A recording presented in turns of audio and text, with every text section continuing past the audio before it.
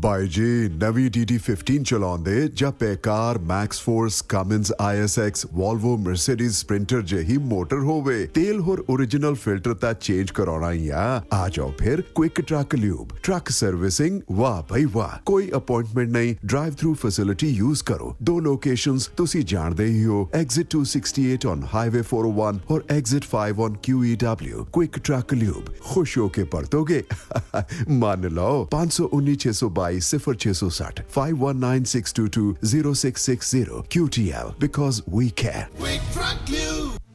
ਓਏ ਮੇਰੇ ਵੀਰ ਮੈਨੂੰ ਬਸ ਇੱਕ ਗੱਲ ਦੱਸ ਦੇ ਵੀ ਆ ਜਿਹੜੀ ਤੂੰ ਟਰੈਵਲਿੰਗ ਕਰਦਾ ਤੇ ਉਹਦੇ ਤੋਂ ਬਾਅਦ ਫਰੈਸ਼ ਰਹਿਣਾ ਇਹਦਾ ਰਾਜ਼ ਕੀ ਹੈ? ਇਹਦਾ ਰਾਜ਼ ਹੈ Arlington fuel stop. Arlington fuel stop 1801 pioneer street highway exit 208 ਤੇ ਜਿੱਥੇ ਤੁਹਾਨੂੰ ਫ੍ਰੀ ਕਾਫੀ free fax service free truck parking ਰੋਟੀ ਠੇਕਾ ਲਾਂਡਰੀ ਸ਼ਾਵਰ ਤੇ ਟਰੱਕਾਂ ਦਾ ਹੋਰ ਵੀ ਸਾਮਾਨ ਆਸਾਨੀ ਨਾਲ ਮਿਲੇਗਾ। ਹੁਣੇ ਕਾਲ ਕਰੋ 360 652 6066 ਯਾਨੀ 360652 6066 ਇਹ ਦੋ ਲੋਕੇਸ਼ਨਾਂ ਤੋਂ ਸੇਵਾਵਾਂ ਪ੍ਰਦਾਨ ਕਰਦੇ ਨੇ। Second location Lost Hill travel centre 14814 ਐਲੋਮ street Lost Hills phone number 661 797 2354। ਉਹ ਯਾਰ ਕੀ ਸੁਪਨੇ ਦੇਖੇ ਸੀ ਕੈਨੇਡਾ ਆਉਣ ਤੋਂ ਪਹਿਲਾਂ? ਉਹ ਸੁਪਨੇ ਪੂਰੇ ਕਰਨੇ ਆ ਤਾਂ ਡ੍ਰੀਮ ਲਾਈਨਰ ਐਕਸਪ੍ਰੈਸ ਵਾਲਿਆਂ ਨੂੰ ਕਾਲ ਕਰ। ਜੀ ਹਾਂ, ਡ੍ਰੀਮਲਾਈਨਰ express company Calgary Alberta Canada, ਜਿਨ੍ਹਾਂ ਨੂੰ ਸਾਫ਼ ਸੁਥਰੇ ਰਿਕਾਰਡ ਤੇ 2 ਸਾਲਾ ਤਜਰਬੇ ਵਾਲੇ ਡਰਾਈਵਰਸ ਦੀ ਲੋੜ ਹੈ। ਇਹਨਾਂ ਕੋਲ ਕੈਲਗਰੀ ਅਲਬਰਟਾ ਤੋਂ ਕੈਲੀਫੋਰਨੀਆ ਤੇ ਐਰੀਜ਼ੋਨਾ ਦੇ ਸਿੱਧੇ ਰਨ। ਇਹਨਾਂ ਕੋਲ ਡਰਾਈ ਤੇ ਰੀਫਰ ਲੋਡ ਵੀ ਹੈ। ਹੋਮ ਰਿਟਰਨ ਵਿਦਿਨ 5 ਡੇਜ਼, ਬਾਈ ਵੀਕਲੀ ਤੇ ਚੰਗੀ ਤਨਖਾਹ ਦਿੰਦੇ ਆ।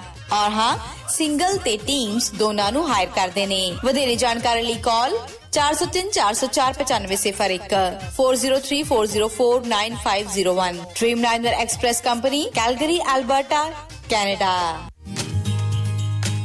ਬਠਿੰਡਾ ਦੀ ਗ੍ਰੀਨ ਸਿਟੀ ਦੀ ਅਪਾਰ ਸਫਲਤਾ ਤੋਂ ਬਾਅਦ ਹੁਣ ਪੇਸ਼ ਹੈ ਕਨ੍ਹਈਆਜ਼ ਗ੍ਰੀਨ ਸਿਟੀ, ਜਿੱਥੇ ਸਿਕਿਉਰਿਟੀ ਦੇ ਪੁਖਤਾ ਪ੍ਰਬੰਧ, ਖੁੱਲੀਆਂ ਸੜਕਾਂ, ਹਰਾ ਭਰਾ ਵਾਤਾਵਰਣ, ਬਿਜਲੀ ਦੀਆਂ ਅੰਡਰਗਰਾਉਂਡ ਤਾਰਾਂ ਅਤੇ ਖੂਬਸੂਰਤ ਫੁੱਲ ਪੌਦੇ।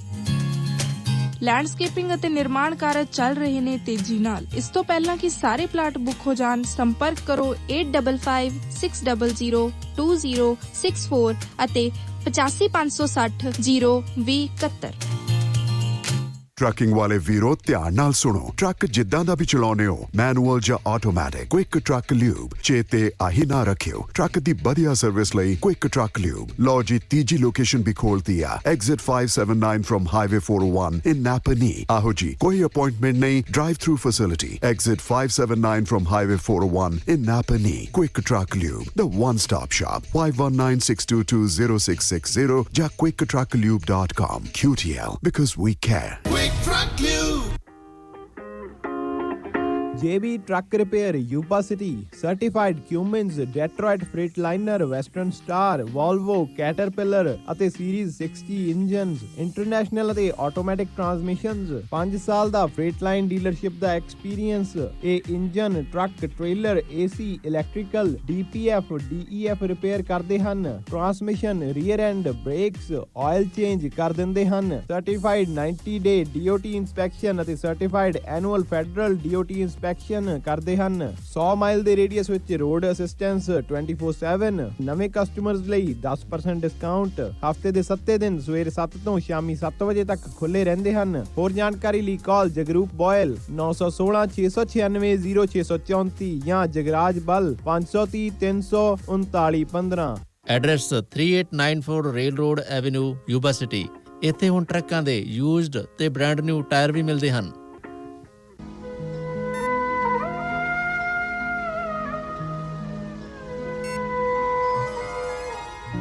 ਸ਼ਮਾਦਾਨ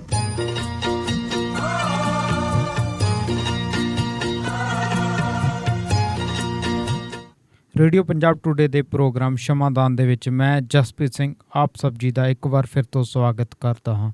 ਸੋ ਬ੍ਰੇਕ ਤੋਂ ਬਾਅਦ ਅਸੀਂ ਫਿਰ ਤੋਂ ਹਾਜ਼ਰ ਹੋ ਗਏ ਹਾਂ ਜੀ, ਅਤੇ ਪ੍ਰੋਗਰਾਮ ਦੇ ਇਸ ਹਿੱਸੇ ਦੇ ਵਿੱਚ ਅਸੀਂ ਗੱਲਬਾਤ ਕਰਾਂਗੇ ਖਬਰਾਂ ਬਾਰੇ। ਖਬਰਾਂ ਦੀ ਪੜਚੋਲ ਕਰਨ ਦੇ ਲਈ ਸਾਡੇ ਨਾਲ ਸਟੂਡੀਓ ਦੇ ਵਿੱਚ ਹਾਜ਼ਰ ਰਹਿਣਗੇ ਸਰਦਾਰ ਬਖਤੌਰ ਸਿੰਘ ਢਿੱਲੋਂ ਜੀ। ਸੋ ਸਭ ਤੋਂ ਪਹਿਲਾਂ ਤਾਂ ਬਖਤੌਰ ਸਿੰਘ ਢਿੱਲੋਂ ਜੀ ਦਾ ਸਟੂਡੀਓ ਪਹੁੰਚਣ 'ਤੇ ਅਸੀਂ ਉਹਨਾਂ ਦਾ ਸਵਾਗਤ ਕਰਦੇ ਹਾਂ ਜੀ। ਸਵਾਗਤ ਹੈ ਢਿੱਲੋਂ ਸਾਹਿਬ। ਸ਼ੁਕਰੀਆ, ਮਿਹਰਬਾਨੀ ਜੀ। ਸੋ ਹੁਣ ਅਸੀਂ ਖਬਰਾਂ ਦੀ ਪੜਚੋਲ ਕਰਨੀ ਹੈ, ਅਤੇ ਖਬਰ ਹੈ ਕਿ ਬੇਅਦਬੀ ਕਾਂਡ ਸੋ ਬੇਅਦਬੀ ਕਾਂਡ ਦੇ ਵਿੱਚ ਡੇਰੇ ਦੇ 3 ਮੈਂਬਰ ਹੈ ਜਿਹੜੇ ਉਹ ਨਾਮਜ਼ਦ ਹੋਏ ਹੈ। ਸੋ ਕੀ ਮਸਲਾ ਹੈ ਜੀ ਇਹ, ਕੌਣ ਨਾਮਜ਼ਦ ਕੀਤਾ ਗਿਆ ਹੈ? ਦੇਖੋ ਹਰਪ੍ਰੀਤ, ਜਦੋਂ ਅਸੀਂ ਬੇਅਦਬੀ ਦੇ ਮਾਮਲੇ ਨੂੰ ਦੇਖਦੇ ਹਾਂ, ਬਹੁਤ ਸਾਰੇ ਲੋਕ ਬੇਅਦਬੀ ਨੂੰ ਇਸ ਤਰ੍ਹਾਂ ਦੇਖਦੇ ਆ ਜਿਵੇਂ ਬਾਈਬਲ ਕਲਾਂ 'ਚ ਗੋਲੀ ਕਾਂਡ ਹੋਇਆ ਅਤੇ ਕੋਟਕਪੂਰੇ ਦੇ ਵਿੱਚ ਜਿਹੜੇ ਸਿੱਖ ਪ੍ਰਦਰਸ਼ਨਕਾਰੀ ਸੀ ਉਹਨਾਂ 'ਤੇ ਤਸ਼ੱਦਦ ਹੋਇਆ। ਇਹ ਜੋ 2 ਘਟਨਾਵਾਂ ਜਿਹੜੀਆਂ ਇਹ ਬੇਅਦਬੀ ਦੀਆਂ ਘਟਨਾਵਾਂ ਤੋਂ ਬਾਅਦ ਵਾਪਰੀਆਂ। ਉਹ ਤੋਂ ਪਹਿਲਾਂ ਜਿਹੜੇ 3 ਮੁਕੱਦਮੇ ਬੇਅਦਬੀ ਦੇ ਹੋਰ ਹੈ ਜੀ। ਇੱਕ ਮੁਕੱਦਮਾ ਉਹ ਜਿਸ ਦੇ ਜ਼ਰੀਏ ਇਹਨਾਂ ਨੇ ਬੁਰਜ ਜਵਾਹਰ ਸਿੰਘ ਵਾਲਾ ਪਿੰਡ ਦੇ ਗੁਰੂ ਘਰ ਦੇ ਵਿੱਚੋਂ ਇੱਕ ਗੁਰੂ ਗ੍ਰੰਥ ਸਾਹਿਬ ਦੀ ਬੀੜ ਚੋਰੀ ਕੀਤੀ ਸੀ। ਦੂਜਾ ਜਿਹੜੇ ਬਰਗਾੜੀ ਦੇ ਕੰਧਾਂ ਦੇ ਉੱਤੇ ਜਾਂ ਇਲਾਕੇ 'ਚ ਆਲੇ ਦੁਆਲੇ ਹੱਥ ਲਿਖਤ ਪੋਸਟਰ ਲਾਏ ਸੀ। ਅਤੇ ਤੀਜਾ ਹੈਗਾ ਜਿਹੜੀ ਗੁਰੂ ਗ੍ਰੰਥ ਸਾਹਿਬ ਦੀ ਬੀੜ ਸੀ ਉਹਦੇ ਅੰਗਾਂ ਦੀ ਭੰਨ ਤੋੜ ਕਰਕੇ ਕੁਤਰ ਕੇ ਉਹਨਾਂ ਨੂੰ ਵੱਢ ਕੇ ਉਹ ਬਰਗਾੜੀ ਦੀਆਂ ਗਲੀਆਂ ਵਿੱਚ ਸੁੱਟੇ ਸੀ। ਇਹ ਜਿਹੜੇ 3 ਮੁਕੱਦਮੇ ਹੈ ਇਹਨਾਂ ਨੂੰ ਅਸੀਂ ਕਹਾਂਗੇ ਬੇਅਦਬੀ ਦੀਆਂ ਘਟਨਾਵਾਂ ਦੇ ਨਾਲ ਸੰਬੰਧਿਤ ਹੈ। ਅਤੇ ਇਹ 3 ਮੁਕੱਦਮੇ ਵੇਲੇ ਦੀ ਸਰਕਾਰ ਨੇ, ਸਰਦਾਰ ਪ੍ਰਕਾਸ਼ ਸਿੰਘ ਬਾਦਲ ਮੁੱਖ ਮੰਤਰੀ ਹੁੰਦੇ ਸੀ ਅਤੇ ਸਰਦਾਰ ਸੁਖਬੀਰ ਸਿੰਘ ਬਾਦਲ ਉਦੋਂ ਗ੍ਰਹਿ ਮੰਤਰੀ ਹੁੰਦੇ ਸੀ। ਉਹਨਾਂ ਨੇ ਇਹਨਾਂ ਦੀ ਸਿਫਾਰਿਸ਼ ਕਰਤੀ ਸੀ ਕਿ ਇਹਨਾਂ ਮਾਮਲਿਆਂ ਦੀ ਪੜਤਾਲ ਹੈ ਜਿਹੜੀ ਉਹ CBI ਕਰੇ ਜੀ। CBI ਦੇ ਕੋਲੇ ਮਾਮਲਾ ਚਲਿਆ ਗਿਆ ਸੀ, ਲੇਕਿਨ ਇਹ 2015 ਦੀ ਗੱਲ ਹੈ ਅਤੇ 17 ਤੱਕ CBI ਨੇ ਡੱਕਾ ਵੀ ਤੋੜ ਕੇ ਦੂਰਾ ਨਹੀਂ ਸੀ ਕੀਤਾ ਜੀ। 2017 ਦੇ ਵਿੱਚ ਕੈਪਟਨ ਅਮਰਿੰਦਰ ਸਿੰਘ ਦੀ ਸਰਕਾਰ ਬਣ ਗਈ ਅਤੇ ਕੈਪਟਨ ਅਮਰਿੰਦਰ ਸਿੰਘ ਦੀ ਸਰਕਾਰ ਨੇ ਪਿਛਲੀ ਸਰਕਾਰ ਵੱਲੋਂ ਜਿਹੜਾ ਬਣਾਇਆ ਹੋਇਆ ਕਮਿਸ਼ਨ ਸੀ ਜੋਰਾ ਸਿੰਘ ਕਮਿਸ਼ਨ, ਉਹਦੀ ਰਿਪੋਰਟ ਨੂੰ ਰੱਦ ਕਰਕੇ ਇੱਕ ਨਵਾਂ ਕਮਿਸ਼ਨ ਬਣਾ ਦਿੱਤਾ ਸੀ ਜਸਟਿਸ ਰਣਜੀਤ ਸਿੰਘ ਦੀ ਅਗਵਾਈ ਹੇਠਲਾ ਜੀ। ਔਰ ਜਸਟਿਸ ਰਣਜੀਤ ਸਿੰਘ ਹੋਰਾਂ ਨੇ ਅਤੇ ਉਹਨਾਂ ਦੇ ਕਮਿਸ਼ਨ ਦੇ ਮੈਂਬਰਾਂ ਨੇ ਬਹੁਤ ਭੱਜ ਨੱਠ ਕਰਕੇ, ਬੜੀ ਵੱਡੀ ਹਿੰਮਤ ਕਰਕੇ ਆਪਣੀ ਰਿਪੋਰਟ ਪੰਜਾਬ ਵਿਧਾਨ ਸਭਾ ਪੰਜਾਬ ਸਰਕਾਰ ਨੂੰ ਦੇ ਦਿੱਤੀ ਸੀ। ਪੰਜਾਬ ਸਰਕਾਰ ਨੇ ਉਸ ਰਿਪੋਰਟ ਦਾ ਐਨਾਲਿਸਿਸ ਕੀਤਾ, ਉਹਦੇ 'ਤੇ ਐਕਸ਼ਨ ਟੇਕਨ, ਰਿਪੋਰਟ ਉਹਦੀ ਤਿਆਰ ਕੀਤੀ ਔਰ ਮੁੜ ਕੇ ਉਹ ਪੰਜਾਬ ਦੀ ਵਿਧਾਨ ਸਭਾ ਦੇ ਵਿੱਚ ਪੇਸ਼ ਕਰ ਦਿੱਤੀ ਸੀ। ਉਹਦੇ ਵਿੱਚ ਸਾਰਾ ਘਟਨਾਕ੍ਰਮ ਸੀ ਡੇ 1 ਤੋਂ ਲੈ ਕੇ ਕਿ ਗੁਰੂ ਗ੍ਰੰਥ ਸਾਹਿਬ ਦੀ ਬੇਅਦਬੀ ਦੀਆਂ ਘਟਨਾਵਾਂ ਦਾ ਸਿਲਸਿਲਾ ਸ਼ੁਰੂ ਕਿਵੇਂ ਹੋਇਆ, ਕਿਉਂ ਹੋਇਆ, ਇਹਦੇ ਪਿੱਛੇ ਕਾਰਨ ਕੀ ਹੈ। ਇਹ ਕਹਾਣੀ ਇੱਕ ਬੜੀ ਲੰਬੀ ਚੌੜੀ ਹੈ। ਆਪਾਂ ਜੇ ਉਹਦੇ ਵਿੱਚ ਚਲੇ ਗਏ ਤਾਂ ਆਪਾਂ ਨੂੰ, ਮੇਰਾ ਖਿਆਲ ਹੈ ਵੀ 2 ਦਿਨ ਅਤੇ 2 ਰਾਤਾਂ ਲੱਗ ਸਕਦੀਆਂ। ਉਹਨੂੰ ਪਾਸੇ ਛੱਡ ਕੇ ਹੁਣ ਆਪਾਂ ਸਿਰਫ ਅਤੇ ਸਿਰਫ ਉੱਥੇ ਹੀ ਆ ਜਾਈਏ ਜਿੱਥੇ ਇਹ ਬੇਅਦਬੀ ਦੀਆਂ ਘਟਨਾਵਾਂ ਵਾਪਰਦੀਆਂ। ਸੋ ਬੇਅਦਬੀ ਨਾਲ ਸੰਬੰਧਿਤ ਜਿਹੜੇ 3 ਕੇਸ ਸੀ, 3 ਕੇਸ CBI ਕੋਲੇ ਚਲੇ ਗਏ ਸੀ। ਜਸਟਿਸ ਰਣਜੀਤ ਸਿੰਘ ਕਮਿਸ਼ਨ ਦੀ ਰਿਪੋਰਟ ਨੂੰ ਜਦੋਂ ਪੰਜਾਬ ਦੀ ਵਿਧਾਨ ਸਭਾ ਦੇ ਵਿੱਚ ਰੱਖਿਆ ਅਤੇ ਫਿਰ ਪੁੱਛਿਆ ਕਿ ਇਹਦਾ ਕੀਤਾ ਕੀ ਜਾਵੇ, ਅਤੇ ਲਗਭਗ ਸਾਰੇ ਹੀ ਮੈਂਬਰਾਂ ਦੀ ਇਹ ਸਮਝ ਬਣ ਗਈ ਸੀ। ਅਕਾਲੀ ਉਹਦੇ ਵਿੱਚੋਂ ਗੈਰ ਹਾਜ਼ਰ ਸੀ, ਉਹਨਾਂ ਦੀ ਇਹ ਸਮਝ ਬਣ ਗਈ ਸੀ ਕਿ CBI ਨੇ ਕੱਖ ਨਹੀਂ ਕਰਨਾ। CBI ਕੋਲੇ 3 ਮੁਕੱਦਮੇ ਜਿਹੜੇ ਪਹਿਲਾਂ ਪੈਂਡਿੰਗ ਪਏ ਆ ਉਹਦੇ ਵਿੱਚ ਉਹਨਾਂ ਨੇ ਡੱਕਾ ਤੋੜ ਕੇ ਦੂਰਾ ਨਹੀਂ ਕੀਤਾ। ਇਸ ਲਈ ਇਹ ਜਿਹੜੇ ਹੈਗੇ CBI ਕੋਲੇ ਮੁਕੱਦਮੇ ਉਹ ਵੀ ਵਾਪਸ ਲੈ ਲਏ ਜਾਣ ਔਰ ਜਿਹੜੀ ਬਾਕੀ ਬਾਈਬਲ ਕਲਾਂ ਅਤੇ ਕੋਟਕਪੂਰਾ ਦੀ ਤਫਤੀਸ਼ ਹੈ ਉਹ ਤਫਤੀਸ਼ ਵੀ CBI ਦੀ ਬਜਾਏ ਪੰਜਾਬ ਪੁਲਿਸ ਦੀ ਸਪੈਸ਼ਲ ਇਨਵੈਸਟੀਗੇਸ਼ਨ ਟੀਮ ਬਣਾਈ ਜਾਵੇ ਅਤੇ ਉਹ ਟੀਮ ਕਰੇ। ਆਪਾਂ ਨੂੰ ਪਤਾ ਹੈ ਕਿ ਉਹ ਟੀਮ ਬਣੀ ਸੀ, ਟੀਮ ਜਿਹੜੀ ਹੈਗੀ ਹੈ ਕੰਮ ਕਰਦਿਆਂ ਵਿਚਕਾਰ ਹੀ ਟੀਮ ਦੇ ਵਿੱਚ ਫੁੱਟ ਪੈ ਗਈ ਸੀ ਔਰ ਟੀਮ ਦੇ 5 ਦੇ ਵਿੱਚੋਂ 4 ਮੈਂਬਰ ਆ ਜਿਹੜੇ ਉਹ ਲਾਂਭੇ ਹੋ ਗਏ ਸੀ। ਇੱਕੋ ਇੱਕ ਸੀ ਕੰਵਰ ਵਿਜੇ ਪ੍ਰਤਾਪ ਸਿੰਘ, ਜਿਨ੍ਹਾਂ ਨੇ ਪੜਤਾਲ ਕੀਤੀ। ਪੜਤਾਲ ਕਰਕੇ ਉਹਨਾਂ ਨੇ ਵਾਰੀ ਨਾਲ ਆਪਣੇ ਚਲਾਨ ਪੇਸ਼ ਕਰਨੇ ਸ਼ੁਰੂ ਕਰ ਦਿੱਤੇ। 9 ਚਾਰਜ ਸ਼ੀਟਸ ਉਹਨਾਂ ਨੇ ਦਾਇਰ ਕਰ ਦਿੱਤੀਆਂ ਸੀ। ਜਦੋਂ ਇਹ ਮਾਮਲਾ ਹਾਈ ਕੋਰਟ ਚਲਾ ਗਿਆ ਅਤੇ ਹਾਈ ਕੋਰਟ ਨੇ ਉਹ SIT ਵੀ ਭੰਗ ਕਰਤੀ, ਉਹਨਾਂ ਵੱਲੋਂ ਪੇਸ਼ ਕੀਤੇ ਜਿਹੜੇ ਚਾਰਜ ਸ਼ੀਟਸ ਸੀਗੀਆਂ ਉਹ ਵੀ ਭੰਗ ਕਰਤੀਆਂ ਸੀ ਅਤੇ ਇਹ ਮਾਮਲਾ ਫਿਰ ਉੱਥੇ ਦੇ ਉੱਥੇ ਆ ਗਿਆ। ਹੁਣ ਇੱਕ ਨਵੀਂ SIT ਬਣੀ ਹੈ ਜੀ। ਲੇਕਿਨ ਜਿਹੜੇ 3 ਮਾਮਲੇ ਸੀ, ਇਹ 3 ਮਾਮਲਿਆਂ ਨੂੰ ਜਿਹੜੇ ਮੁਕੱਦਮੇ ਸੀ, ਗੁਰੂ ਸਾਹਿਬ ਦੀ ਬੀੜ ਦਾ ਚੋਰੀ ਹੋਣਾ, ਇਸ਼ਤਿਹਾਰ ਲੱਗਣੇ ਅਤੇ ਫਿਰ ਬੀੜ ਦੀ ਬੇਅਦਬੀ ਹੋਣੀ, ਇਹ 3 ਮਾਮਲੇ CBI ਤੋਂ ਵਾਪਸ ਲੈਣ ਵਾਸਤੇ ਬਹੁਤ ਵੱਡੀ ਜੱਦੋਜਹਿਦ ਕਰਨੀ ਪਈ ਪੰਜਾਬ ਸਰਕਾਰ ਨੂੰ। ਹਾਲਾਂਕਿ ਹਾਈ ਕੋਰਟ ਨੇ ਵੀ ਹੁਕਮ ਦੇ ਦਿੱਤਾ ਸੀ ਕਿ ਕੇਸ ਪੰਜਾਬ ਸਰਕਾਰ ਦੇ ਸਪੁਰਦ ਕਰ ਦਿਓ। ਸੁਪਰੀਮ ਕੋਰਟ ਦੇ ਵਿੱਚੋਂ ਵੀ ਹੋ ਗਿਆ ਸੀ। ਇਹਦੇ ਬਾਵਜੂਦ ਵੀ ਹਾਈ ਕੋਰਟ ਹੈ ਜਿਹੜੀ ਉਹ ਟਸ ਤੋਂ ਮਸ ਨਹੀਂ ਹੋਈ ਸੀ ਜੀ। ਸ਼ੁਰੂ ਦੇ ਵਿੱਚ ਹੀ ਜਦੋਂ ਇਹ ਤਫਤੀਸ਼ ਜਿਹੜੀ ਹੈਗੀ ਹੈ CBI ਕੋਲ ਗਈ ਹੈ, ਉਹਨਾਂ ਦਿਨਾਂ ਦੇ ਵਿੱਚ ਹੀ ਇੱਕ ਜਿਹੜੀ ਹੈਗੀ SIT ਨੇ ਕੁਝ ਬੰਦਿਆਂ ਨੂੰ ਗ੍ਰਿਫਤਾਰ ਕਰ ਲਿਆ ਸੀ। ਉਹਨਾਂ ਦੀ ਪੁੱਛਗਿੱਛ ਦੇ ਵਿੱਚ ਇਹ ਗੱਲ ਆ ਗਈ ਸੀ ਕਿ ਉਹ ਬੰਦੇ ਇਨਵੋਲਵ ਹੋਇਆ ਗੁਰੂ ਗ੍ਰੰਥ ਸਾਹਿਬ ਦੀ ਬੇਅਦਬੀ ਦੀਆਂ ਘਟਨਾਵਾਂ ਦੇ ਵਿੱਚ ਔਰ ਪੰਜਾਬ ਦੀ ਪੁਲਿਸ ਨੇ CBI ਨੂੰ ਸੂਚਿਤ ਕਰ ਦਿੱਤਾ ਕਿ ਬੰਦੇ ਸਾਡੇ ਕਬਜ਼ੇ 'ਚ, ਤੁਸੀਂ ਇਹਨਾਂ ਨੂੰ ਲਿਜਾ ਸਕਦੇ ਹੋ। ਪਹਿਲੀ ਗੱਲ ਤਾਂ ਵੀ CBI ਨੇ ਬਹੁਤ ਲੰਬਾ ਸਮਾਂ ਉਹਨਾਂ ਦੀ ਗ੍ਰਿਫਤਾਰੀ ਨਹੀਂ ਲਈ ਤੇ ਜੇ ਉਹਨਾਂ ਦੀ ਗ੍ਰਿਫਤਾਰੀ ਕਾਗਜ਼ਾਂ ਪੱਤਰਾਂ 'ਚ ਦਿਖਾ ਵੀ ਦਿੱਤੀ, ਠੀਕ ਤਰੀਕੇ ਦੇ ਨਾਲ ਉਹਨਾਂ ਦੀ ਪੁੱਛ ਪੜਤਾਲ ਨਹੀਂ ਕੀਤੀ, ਔਰ ਬਾਅਦ ਦੇ ਵਿੱਚ ਉਹਨਾਂ ਨੂੰ ਇੱਕ ਕਲੀਨ ਚਿੱਟ ਵੀ ਦੇ ਦਿੱਤੀ ਸੀ। ਜੀ ਉਸ ਕਲੀਨ ਚਿੱਟ ਦੇ ਖਿਲਾਫ ਪੰਜਾਬ ਸਰਕਾਰ ਨੇ ਵੀ ਕੰਟੈਸਟ ਕੀਤਾ ਤੇ ਜਿਹੜੇ ਪੀੜਤ ਪਰਿਵਾਰ ਹੈ ਉਹਨਾਂ ਨੇ ਵੀ ਕੰਟੈਸਟ ਕੀਤਾ ਕਿ ਜੀ ਨਹੀਂ, ਇਹ ਜਿਹੜੀ ਹੈ ਚਾਰਜ ਸ਼ੀਟ ਹੈ ਇਹ ਰੱਦ ਹੋਣੀ ਚਾਹੀਦੀ ਹੈ। ਉਹ ਅਦਾਲਤ ਦੇ ਵਿੱਚ ਪਈ ਸੀ ਜੀ। ਔਰ ਦੂਜੇ ਪਾਸੇ ਜਦੋਂ ਜਿਹਦੇ ਚੱਲਦੀ ਸੀ ਕਿ ਕੇਸ ਵਾਪਸ ਲੈ ਲਿਆ ਜਾਵੇ।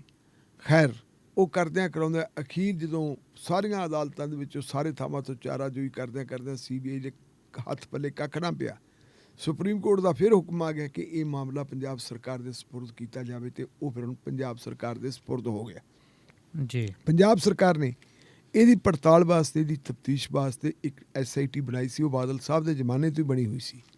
ਉਸ SIT ਨੂੰ ਅਸੀਂ ਕਹਿ ਦਿੰਦੇ ਹਾਂ ਵੀ ਉਹ SIT ਹੈਗੀ ਹੈ ਖੱਟੜਾ SIT। ਹਾਂਜੀ ਹਾਂਜੀ, ਕਿਉਂਕਿ ਮਿਸਟਰ ਰਣਵੀਰ ਸਿੰਘ ਖੱਟੜਾ ਜਿਹੜੇ ਪਹਿਲਾਂ DIG ਹੁੰਦੇ ਸੀ, ਬਾਅਦ ਦੇ ਵਿੱਚ IG ਬਣ ਗਏ ਸੀ, ਉਹ ਉਹਦੇ ਚੀਫ ਹੁੰਦੇ ਸੀ। ਹੁਣ ਮਿਸਟਰ ਖੱਟੜਾ ਜਿਹੜੇ ਉਹ ਰਿਟਾਇਰ ਹੋ ਚੁੱਕੇ ਤੇ ਉਹਨਾਂ ਦੇ ਰਿਟਾਇਰ ਹੋਣ ਤੋਂ ਬਾਅਦ ਤਫਤੀਸ਼ ਵੀ ਪੰਜਾਬ ਪੁਲਿਸ ਕੋਲੇ ਆ ਗਈ ਤੇ ਫਿਰ ਇੱਕ ਨਵੀਂ SIT ਬਣੀ ਤੇ ਨਵੀਂ SIT ਦਾ ਚੀਫ ਲਾ ਦਿੱਤਾ SPS ਪਰਮਾਰ, ਜਿਹੜੇ IG ਆ ਬਾਰਡਰ ਰੇਂਜ ਦੇ।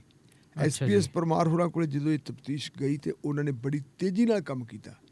ਪਹਿਲਾਂ ਉਹਨਾਂ ਨੇ 6 ਡੇਰਾ ਪ੍ਰੇਮੀਆਂ ਨੂੰ ਗ੍ਰਿਫਤਾਰ ਕੀਤਾ, ਗ੍ਰਿਫਤਾਰ ਕਰਕੇ ਉਹਨਾਂ ਦੀ ਪੁੱਛਗਿੱਛ ਕੀਤੀ, ਉਹਨਾਂ ਦੀ ਰਿਮਾਂਡ ਲਈ। ਉਹਨਾਂ ਦੇ ਜਿਹੜਾ ਰਿਮਾਂਡ ਦੇ ਦੌਰਾਨ ਜਦੋਂ ਦੋਸ਼ੀਆਂ ਦੀ ਪੁੱਛਗਿੱਛ ਕੀਤੀ ਤਾਂ 2 ਕਥਿਤ ਦੋਸ਼ੀ, ਜਿਨ੍ਹਾਂ ਦੇ ਵਿੱਚੋਂ ਇੱਕ ਦਾ ਨਾਂ ਸ਼ਕਤੀ ਸਿੰਘ ਹੈ ਤੇ ਦੂਜੇ ਦਾ ਨਾਂ ਰਣਜੀਤ ਸਿੰਘ ਹੈ, ਉਹਨਾਂ ਨੇ ਪੁੱਛਗਿੱਛ ਦੇ ਵਿੱਚ ਜਿਹੜੀ ਗੱਲ ਦੱਸੀ ਕਿ ਐਂ ਕਰਕੇ ਤੇ ਆਹ ਕੁਛ ਹੋਇਆ ਸੀ, ਅਸੀਂ ਇਹਦੇ ਵਿੱਚ ਇਨਵੋਲਵ ਹਾਂ ਤੇ ਉਹਨਾਂ ਨੇ ਫਿਰ ਪੁੱਛਗਿੱਛ ਕੀਤੀ ਕਿ ਤੁਸੀਂ ਤਾਂ ਇਨਵੋਲਵ ਹੈਗੇ ਹੋਗੇ, ਤੁਹਾਨੂੰ ਅਸੀਂ ਗ੍ਰਿਫਤਾਰ ਕਰ ਲਿਆ, ਕਿਹਦੇ ਕਹਿਣ ਤੇ ਤੁਸੀਂ ਜਿਹੜੀ ਹੈਗੀ ਗੁਰੂ ਗ੍ਰੰਥ ਸਾਹਿਬ ਦੀ ਬੀੜ ਚੋਰੀ ਕੀਤੀ ਸੀ। ਤੇ ਫਿਰ ਹਰਪ੍ਰੀਤ ਜੀ ਉਹਨਾਂ ਨੇ 3 ਬੰਦਿਆਂ ਦਾ ਨਾਂ ਲਿਆ ਕਿ ਇਹਨਾਂ 3 ਬੰਦਿਆਂ ਦੇ ਕਹਿਣ ਦੇ ਉੱਤੇ ਅਸੀਂ ਗੁਰੂ ਸਾਹਿਬ ਦੀ ਬੀੜ ਚੋਰੀ ਕੀਤੀ ਸੀ। ਇਹ 3 ਬੰਦੇ ਜਿਹੜੇ ਹੈਗੇ ਆ, ਇਹ ਡੇਰਾ ਸੱਚਾ ਸੌਦਾ ਦੀ ਜਿਹੜੀ ਕੇਂਦਰੀ ਕਮੇਟੀ ਹੈ, ਕੌਮੀ ਕਮੇਟੀ ਹੈ, ਉਹਦੇ ਮੈਂਬਰ ਹੈ ਜੀ। ਔਰ ਇਹਨਾਂ ਦੇ ਨਾਂ ਹੈਗੇ, ਇੱਕ ਦਾ ਨਾਂ ਹੈਗਾ ਪ੍ਰਦੀਪ ਕਲੇਰ, ਦੂਜੇ ਦਾ ਨਾਂ ਹੈਗਾ ਸੰਦੀਪ ਬਰੇਟਾ ਤੇ ਤੀਜੇ ਦਾ ਨਾਂ ਹੈਗਾ ਹਰਸ਼ ਮੇਰਾ ਖਿਆਲ ਹੈ ਇਹ ਧੂਰੀ ਦਾ ਰਹਿਣ ਵਾਲਾ ਹੈ। ਇਹਨਾਂ 3 ਬੰਦਿਆਂ ਦੇ ਉੱਤੇ ਇਹ ਇਲਜ਼ਾਮ ਹੈ ਕਿ ਇਹਨਾਂ ਨੇ ਹੀ ਜਿਹੜਾ ਇਹਨਾਂ ਨੂੰ ਕਿਹਾ ਸੀ ਕਿ ਤੁਸੀਂ ਇਤਰਾਜ਼ਯੋਗ ਪੋਸਟਰ ਲਾਓ, ਗੁਰੂ ਗ੍ਰੰਥ ਸਾਹਿਬ ਦੀ ਵੀ ਜਿਹੜੀ ਚੋਰੀ ਕੀਤੀ ਹੈ ਬੀੜ ਸਾਥੋਂ ਲੈ ਲਓ, ਜੇ ਤੁਹਾਡੇ ਵਿੱਚ ਪਹੁੰਚ ਹੈਗੀ ਹੈ, ਜੇ ਤੁਹਾਡੇ ਗੁਰੂ 'ਚ ਪਹੁੰਚ ਹੈਗੀ ਹੈ ਤਾਂ ਉਹ ਛੁੱਟ ਕੇ ਦਿਖਾਵੇ, ਨਹੀਂ ਤਾਂ ਤੁਹਾਨੂੰ ਇਨਾਮ ਦਿੱਤਾ ਜਾਊਗਾ। ਸਾਡੇ ਸਲਾਦਪੁਰ ਵਾਲੇ ਡੇਰੇ ਦੇ ਵਿੱਚ ਗੁਰੂ ਗ੍ਰੰਥ ਸਾਹਿਬ ਦੀ ਬੀੜ ਪਈ ਹੈ। ਇਹ ਹੁਣ ਜਿਹੜੇ ਇਸ਼ਤਿਹਾਰ ਲੱਗੇ ਸੀ, ਇਹ ਇਸ਼ਤਿਹਾਰਾਂ ਵਾਲਾ ਕੇਸ ਹੈ। ਇਹ ਤੋਂ ਪਹਿਲਾਂ 2 ਕੇਸਾਂ ਦੇ ਵਿੱਚ ਹੋਰ ਇਹਨਾਂ ਨੂੰ ਨਾਮਜ਼ਦ ਕੀਤਾ ਜਾ ਚੁੱਕਾ ਹੈ। 6 ਬੰਦੇ ਗ੍ਰਿਫਤਾਰ ਕੀਤੇ ਜਾਏ, 2 ਕੇਸਾਂ ਦੇ ਵਿੱਚ ਹੋਰ ਨਾਮਜ਼ਦ ਕੀਤਾ ਜਾ ਚੁੱਕਾ ਹੈ।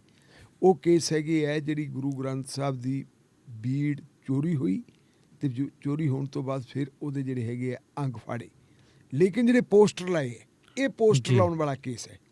ਪੋਸਟਰ ਲਾਉਣ ਵਾਲਾ ਕੇਸ ਹੈ। ਜਿਹੜੀ ਇਹ ਕੌਂਸਪੀਰੇਸੀ ਹੈ, ਕੌਂਸਪੀਰੇਸੀ ਕਹਿੰਦੇ ਕਿੱਥੇ ਰਚੀ ਗਈ, ਕਹਿੰਦੇ ਪੁੱਛਗਿੱਛ ਦੇ ਵਿੱਚ ਇਹ ਗੱਲਾਂ ਵੀ ਸਾਹਮਣੇ ਆਈਆਂ, ਹਾਲਾਂਕਿ ਪੁਲਿਸ ਨੇ ਜ਼ਾਹਰ ਨਹੀਂ ਕੀਤਾ। ਸੂਤਰ ਦੱਸਦੇ ਹੈ, ਇਹਨਾਂ ਨੇ ਕਿਹਾ ਕਿ ਡੇਰਾ ਸੱਚਾ ਸੌਦਾ ਦੇ ਹੈੱਡਕੁਆਟਰ ਸਿਰਸਾ ਦੇ ਵਿੱਚ ਇੱਕ ਮੀਟਿੰਗ ਹੋਈ ਸੀ ਔਰ ਉਸ ਮੀਟਿੰਗ ਦੇ ਦੌਰਾਨ ਇਹਨਾਂ ਨੂੰ ਇਹ ਟਾਸਕ ਦਿੱਤਾ ਗਿਆ ਸੀ ਕਿ ਤੁਸੀਂ ਆਹ ਗੱਲ ਕਰੋ, ਪਹਿਲਾਂ ਗੁਰੂ ਗ੍ਰੰਥ ਸਾਹਿਬ ਦੀ ਬੀੜ ਨੂੰ ਚੋਰੀ ਕਰੋ, ਉਹਨੂੰ ਕਿਸੇ ਪਾਸੇ ਲੁਕੋਵੋ, ਬਾਅਦ ਦੇ ਵਿੱਚ ਫਿਰ ਪੋਸਟਰ ਲਾਓ ਤੇ ਫਿਰ ਉਹਦੀ ਬੇਅਦਬੀ ਕੀਤੀ ਜਾਵੇ। ਸੋ 3 ਕੇਸਾਂ ਦੇ ਵਿੱਚ ਜਿਹੜੇ ਹੈਗੇ ਆ 6 ਬੰਦੇ ਪਹਿਲਾਂ ਤੇ 3 ਇਹ ਨਾਮਜ਼ਦ ਹੋ ਚੁੱਕੇ ਹੈ। ਇੱਕ ਬੰਦੇ ਦਾ ਨਾਂ ਹੋਰ ਸੀ ਮਹਿੰਦਰਪਾਲ ਸਿੰਘ ਬਿੱਟੂ, ਉਹਦੀ ਗ੍ਰਿਫਤਾਰੀ ਪਹਿਲਾਂ ਕਿਸੇ ਹੋਰ ਕੇਸ ਦੇ ਵਿੱਚ ਹੋਈ ਸੀ। ਉਹ ਬਾਘਾ ਪੁਰਾਣਾ ਦੇ ਵਿੱਚ ਕੋਈ ਮੇਰਾ ਖਿਆਲ ਹੈ ਵੀ ਕੋਈ ਬੱਸ ਵਗੈਰਾ ਸਾੜੀ ਸੀ, ਉਸ ਕੇਸ ਦੇ ਵਿੱਚ ਗ੍ਰਿਫਤਾਰੀ ਹੋਈ ਸੀ। ਉਸ ਬੰਦੇ ਨੂੰ ਫੜ ਕੇ ਜੇਲ੍ਹ ਦੇ ਵਿੱਚ ਭੇਜ ਦਿੱਤਾ ਸੀ ਤੇ ਜਦੋਂ ਜੇਲ੍ਹ 'ਚ ਭੇਜਤਾ ਸੀ, ਉਹਨੇ ਜੇਲ੍ਹ ਦੇ ਵਿੱਚੋਂ ਜੇਲ੍ਹ ਦੇ ਸੁਪਰਡੈਂਟ ਦੇ ਰਾਹੀਂ ਇੱਕ ਐਪਲੀਕੇਸ਼ਨ ਭੇਜੀ ਸੀ ਕੋਰਟ ਨੂੰ ਕਿ ਮੈਂ ਕੁਝ ਇੰਕਸ਼ਾਫ ਕਰਨਾ ਚਾਹੁੰਦਾ, ਤਾਂ ਕੋਰਟ ਨੇ ਫਿਰ ਉਹਨੂੰ ਇਜਾਜ਼ਤ ਦੇ ਦਿੱਤੀ ਸੀ। CRPC ਦੀ ਧਾਰਾ 164 ਦੇ ਤਹਿਤ ਉਹਨੇ ਮਾਣਯੋਗ ਜੱਜ ਸਾਹਿਬ ਦੇ ਕੋਲੇ, ਆਪਣੇ ਮੈਜਿਸਟ੍ਰੇਟ ਸਾਹਿਬ ਦੇ ਕੋਲੇ ਆਪਣੇ ਬਿਆਨ ਦਰਜ ਕਰਵਾਏ ਤੇ ਜਿਹਦੇ ਵਿੱਚ ਇਹ ਗੱਲ ਮੰਨੀ ਸੀ ਕਿ ਗੁਰੂ ਗ੍ਰੰਥ ਸਾਹਿਬ ਦੀ ਬੀੜ ਚੋਰੀ ਕਰਨ, ਇਸ਼ਤਿਹਾਰ ਲਾਉਣ ਤੇ ਬੇਅਦਬੀ ਕਰਨ ਤੱਕ ਦੇ 3 ਦੋਸ਼ਾਂ ਦੀ ਅਸੀਂ ਸਾਜ਼ਿਸ਼ ਇਕੱਠਿਆਂ ਨੇ ਬਣਾਈ ਸੀ। ਉਸ ਵਿੱਚ ਉਹਦਾ ਜਿਹੜਾ ਹੈਗਾ ਉਹ ਇਕਵਾਲੀਆ ਬਿਆਨ ਹੈ। ਉਸ ਬੰਦੇ ਨੂੰ ਜਿਹੜਾ ਕਲਮਬੰਦ ਬਿਆਨ ਵੀ ਕਹਿ ਦਿੰਦੇ ਆਪਾਂ, ਇਕਵਾਲੀਆ ਬਿਆਨ ਵੀ ਕਹਿ ਦਿੰਦੇ, ਉਸ ਬੰਦੇ ਨੂੰ ਫਿਰ ਭੇਜਤਾ ਸੀ ਨਾਭਾ ਜੇਲ੍ਹ 'ਚ। ਨਾਭਾ ਜੇਲ੍ਹ ਦੇ ਵਿੱਚ ਕੁਝ ਉਤੇਜਿਤ ਨੌਜਵਾਨ ਸੀ ਜਿਹੜੇ ਸਿੱਖ ਧਰਮ ਨਾਲ ਜੁੜੇ ਹੋਏ ਸੀ, ਉਹਨਾਂ ਨੇ ਉਹਦਾ ਕਤਲ ਕਰ ਦਿੱਤਾ ਸੀ ਤੇ ਉਹ ਬੰਦਾ ਉੱਥੇ ਕਤਲ ਹੋਇਆ ਸੀ। ਸੋ ਇਹ ਜਿਹੜਾ ਹੈਗਾ ਕੁੱਲ ਮਿਲਾ ਕੇ ਇਹਦਾ ਸਾਰ ਤੱਤ ਇਹ ਹੈ ਕਿ ਹੁਣ ਇਹ ਮਾਮਲਾ ਜਾਪਦਾ ਇਹ ਹੈ ਕਿ ਕੈਪਟਨ ਅਮਰਿੰਦਰ ਸਿੰਘ ਦੇ ਉੱਤੇ ਬੜਾ ਪ੍ਰੈਸ਼ਰ ਹੈ ਕਿ ਕੁਛ ਤਾਂ ਕਰਕੇ ਦਿਖਾਓ ਗੁਰੂ ਗ੍ਰੰਥ ਸਾਹਿਬ ਦੀ ਬੇਅਦਬੀ ਵਾਲਾ ਮਾਮਲਾ, ਔਰ ਉਹਨਾਂ ਨੇ ਜਿਹੜੀਆਂ 3 SIT ਬਣਾਈਆਂ ਹੋਈਆਂ। ਇੱਕ SIT ਤਾਂ ਇਹ ਹੈ ਜਿਹੜੀ 3 ਕੇਸਾਂ ਨੂੰ ਡੀਲ ਕਰ ਰਹੀ ਹੈ ਜੀ, ਚੋਰੀ ਤੋਂ ਲੈ ਕੇ ਇਸ਼ਤਿਹਾਰਬਾਜ਼ੀ ਕਰਨੀ ਔਰ ਫਿਰ ਬੇਅਦਬੀ ਕਰਨੀ।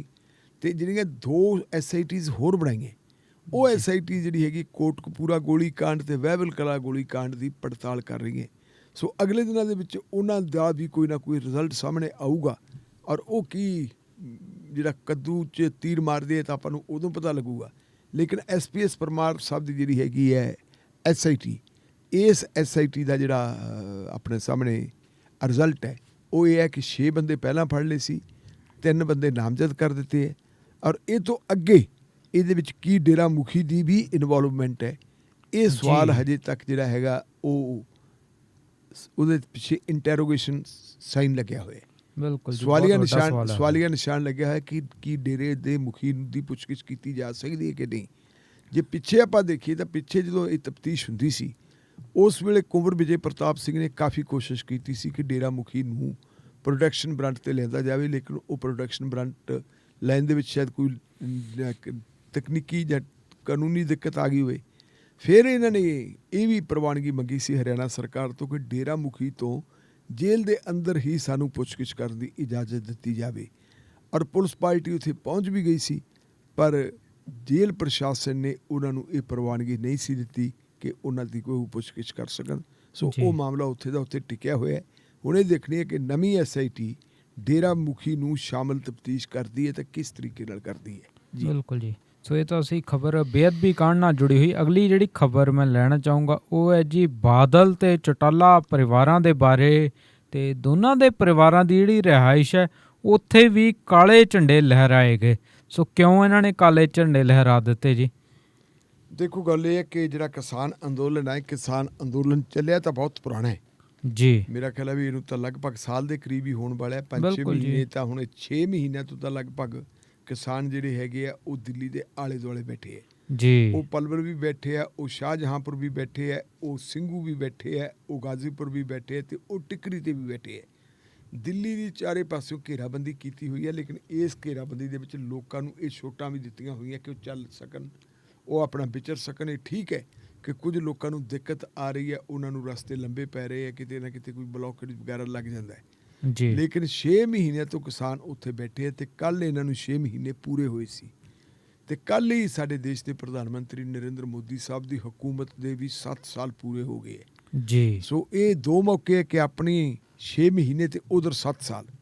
ਇਸ ਮੌਕੇ ਦੇ ਉੱਤੇ ਕਿਸਾਨਾਂ ਨੇ ਸੱਦਾ ਦਿੱਤਾ ਸੀ ਦੇਸ਼ ਭਰ ਦੇ ਲੋਕਾਂ ਨੂੰ ਕਿ ਆਓ ਆਪਾਂ ਨੂੰ ਕਾਲੇ ਕਾਨੂੰਨਾਂ ਦੇ ਖਿਲਾਫ ਕਾਲਾ ਦਿਵਸ ਮਨਾਉਣਾ ਚਾਹੀਦਾ ਹੈ। ਬਿਲਕੁਲ। ਅਤੇ ਕਾਲਾ ਦਿਵਸ ਮਨਾਉਣ ਵਾਸਤੇ ਜਿਹੜਾ ਉਹਨਾਂ ਨੇ ਤੌਰ ਤਰੀਕਾ ਅਪਣਾਇਆ ਸੀ, ਸੱਦਾ ਦਿੱਤਾ ਸੀ ਲੋਕਾਂ ਨੂੰ, ਉਹਦੇ ਵਿੱਚ ਕਿਹਾ ਸੀਗਾ ਕਿ ਹਰ ਜਿਹੜਾ ਹੈਗਾ ਕਿਸਾਨ ਜਾਂ ਹਰ ਜਿਹੜਾ ਮਿਹਨਤਕਸ਼ ਆਵਾਮ ਹੈ ਜਿਹੜਾ ਇਹਨਾਂ ਖੇਤੀ ਕਾਨੂੰਨਾਂ ਨੂੰ ਮਾੜੇ ਸਮਝਦਾ ਹੈ, ਇਹਨਾਂ ਖੇਤੀ ਕਾਨੂੰਨਾਂ ਨੂੰ ਪੰਜਾਬ ਦੀ ਕਿਸਾਨੀ, ਭਾਰਤ ਦੀ ਕਿਸਾਨੀ ਦੀ ਬਰਬਾਦੀ ਦਾ ਕਾਰਨ ਸਮਝਦਾ ਹੈ, ਉਹਨੂੰ ਚਾਹੀਦਾ ਕਿ ਉਹ ਆਪਣੇ ਘਰਾਂ ਦੇ ਉੱਤੇ ਕਾਲੇ ਝੰਡੇ ਲਹਿਰਾਵੇ। ਸੋ ਵੱਡੇ ਪੱਧਰ ਦੇ ਉੱਤੇ ਕੱਲ੍ਹ ਜਿਹੜੇ ਹੈਗੇ ਆ ਸਾਰੇ ਦੇਸ਼ ਦੇ ਵਿੱਚ ਕਾਲੇ ਝੰਡੇ ਲਹਿਰਾਏ ਗਏ। ਜੇ ਅਸੀਂ ਦੇਖੀਏ ਪੰਜਾਬ ਹੀ ਨਹੀਂ, ਹਰਿਆਣਾ ਹੀ ਨਹੀਂ, ਹਿਮਾਚਲ ਪ੍ਰਦੇਸ਼ ਤਾਂ ਚਲੋ ਬਹੁਤ ਛੋਟੀ ਸਟੇਟ ਹੈ, ਉੱਥੇ ਉਸ ਕਿਸਮ ਦੀ ਖੇਤੀਬਾੜੀ ਹੈ ਨਹੀਂ। ਉੱਤਰ ਪ੍ਰਦੇਸ਼ ਹੈ, ਉੱਤਰਾਖੰਡ ਹੈ, ਫਿਰ ਤੁਹਾਡਾ ਮਹਾਰਾਸ਼ਟਰ ਹੈ, ਪਰ ਤੁਹਾਡਾ ਤਾਮਿਲਨਾਡੂ ਹੈ, ਇੱਥੋਂ ਤੱਕ ਕਿ ਬਿਹਾਰ ਵੀ ਹੈ।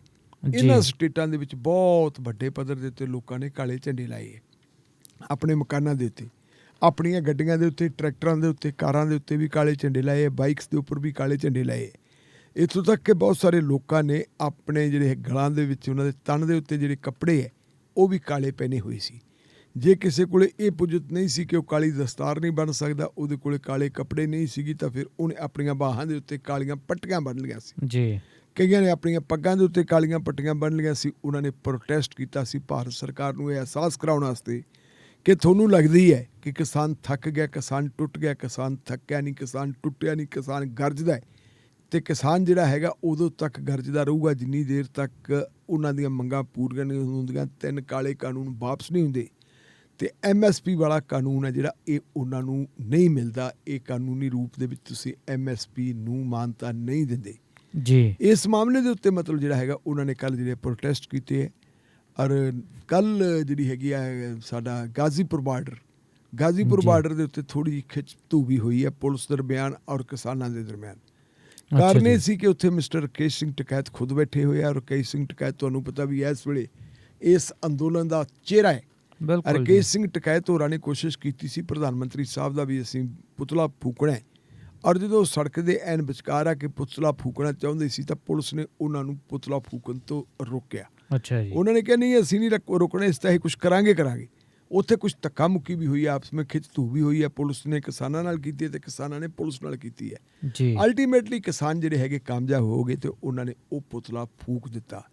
ਇਹੋ ਕੁਛ ਟਿਕਰੀ ਹੁੰਦਾ, ਇਹ ਕੁਛ ਸਿੰਘੂਪੁਰ ਹੁੰਦਾ, ਸਿੰਘੂ ਹੁੰਦਾ, ਤੇ ਇਹ ਕੁਛ ਪਲਵਲ ਹੁੰਦਾ, ਤੇ ਇਹ ਕੁਛ ਜਿਹੜਾ ਹੈਗਾ ਤੁਹਾਡਾ ਸ਼ਾਹਜਹਾਂਪੁਰ ਹੁੰਦਾ। ਸਾਰੀਆਂ ਥਾਵਾਂ ਦੇ ਉੱਤੇ ਹੀ ਕੱਲ੍ਹ ਜਿਹੜਾ ਹੈਗਾ ਉਹ ਕਾਲਾ ਦਿਵਸ ਮਨਾਇਆ ਗਿਆ। ਔਰ ਜੇ ਅਸੀਂ ਦੇਖੀਏ ਪੰਜਾਬ ਦੇ ਵਿੱਚ ਵੀ ਲੋਕਾਂ ਨੇ ਬਹੁਤ ਵੱਡੇ ਪੱਧਰ ਤੇ ਕਾਲਾ ਦਿਵਸ ਮਨਾਇਆ।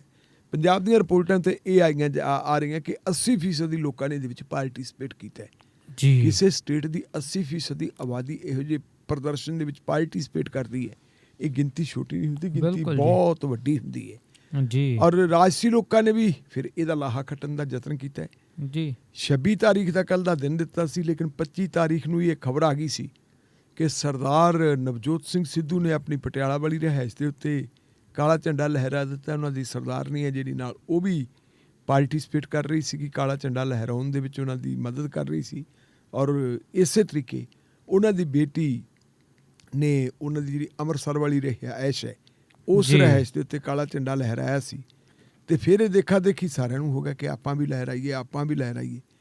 ਪੰਜਾਬ ਦੇ ਇੱਕ ਮੰਤਰੀ ਹੈ ਤ੍ਰਿਪਤ ਰਜਿੰਦਰ ਸਿੰਘ ਬਾਜਵਾ, ਉਹਨਾਂ ਨੇ ਵੀ ਆਪਣੇ ਘਰ ਦੇ ਉੱਤੇ ਕਾਲਾ ਝੰਡਾ ਲਹਿਰਾਇਆ। ਇਸੇ ਤਰੀਕੇ ਜੇ ਆਪਾਂ ਦੇਖੀਏ ਤਾਂ 12 ਰਾਜਨੀਤਿਕ ਪਾਰਟੀਆਂ ਨੇ, ਜਿਹੜੀਆਂ ਕੌਮੀ ਪੱਧਰ ਦੀਆਂ ਰਾਜਨੀਤਿਕ ਪਾਰਟੀਆਂ, ਕੁਝ ਰੀਜਨਲ ਰਾਜਨੀਤਿਕ ਪਾਰਟੀਆਂ, ਉਹਨਾਂ ਪਾਰਟੀਆਂ ਨੇ ਇਸ ਕਾਨੂੰਨ ਦੇ ਖਿਲਾਫ ਕਿਸਾਨਾਂ ਦਾ ਸਾਥ ਦੇਣ ਦਾ ਐਲਾਨ ਕੀਤਾ ਸੀ। ਔਰ ਪ੍ਰਧਾਨ ਮੰਤਰੀ ਨੂੰ ਚਿੱਠੀ ਲਿਖ ਕੇ ਉਹਨਾਂ ਨੇ ਬਕਾਇਦਾ ਬੇਨਤੀ ਕੀਤੀ ਸੀ ਕਿ ਪ੍ਰਧਾਨ ਮੰਤਰੀ ਸਾਹਿਬ, ਕਰੋਨਾ ਮਹਾਮਾਰੀ ਦੇ ਦੌਰਾਨ ਐਡੇ ਇਕੱਠ ਜਿਹੜੇ ਹੈਗੇ ਆ ਉਹ ਠੀਕ ਨਹੀਂ ਦੇਸ਼ ਦੀ ਸਿਹਤ ਵਾਸਤੇ।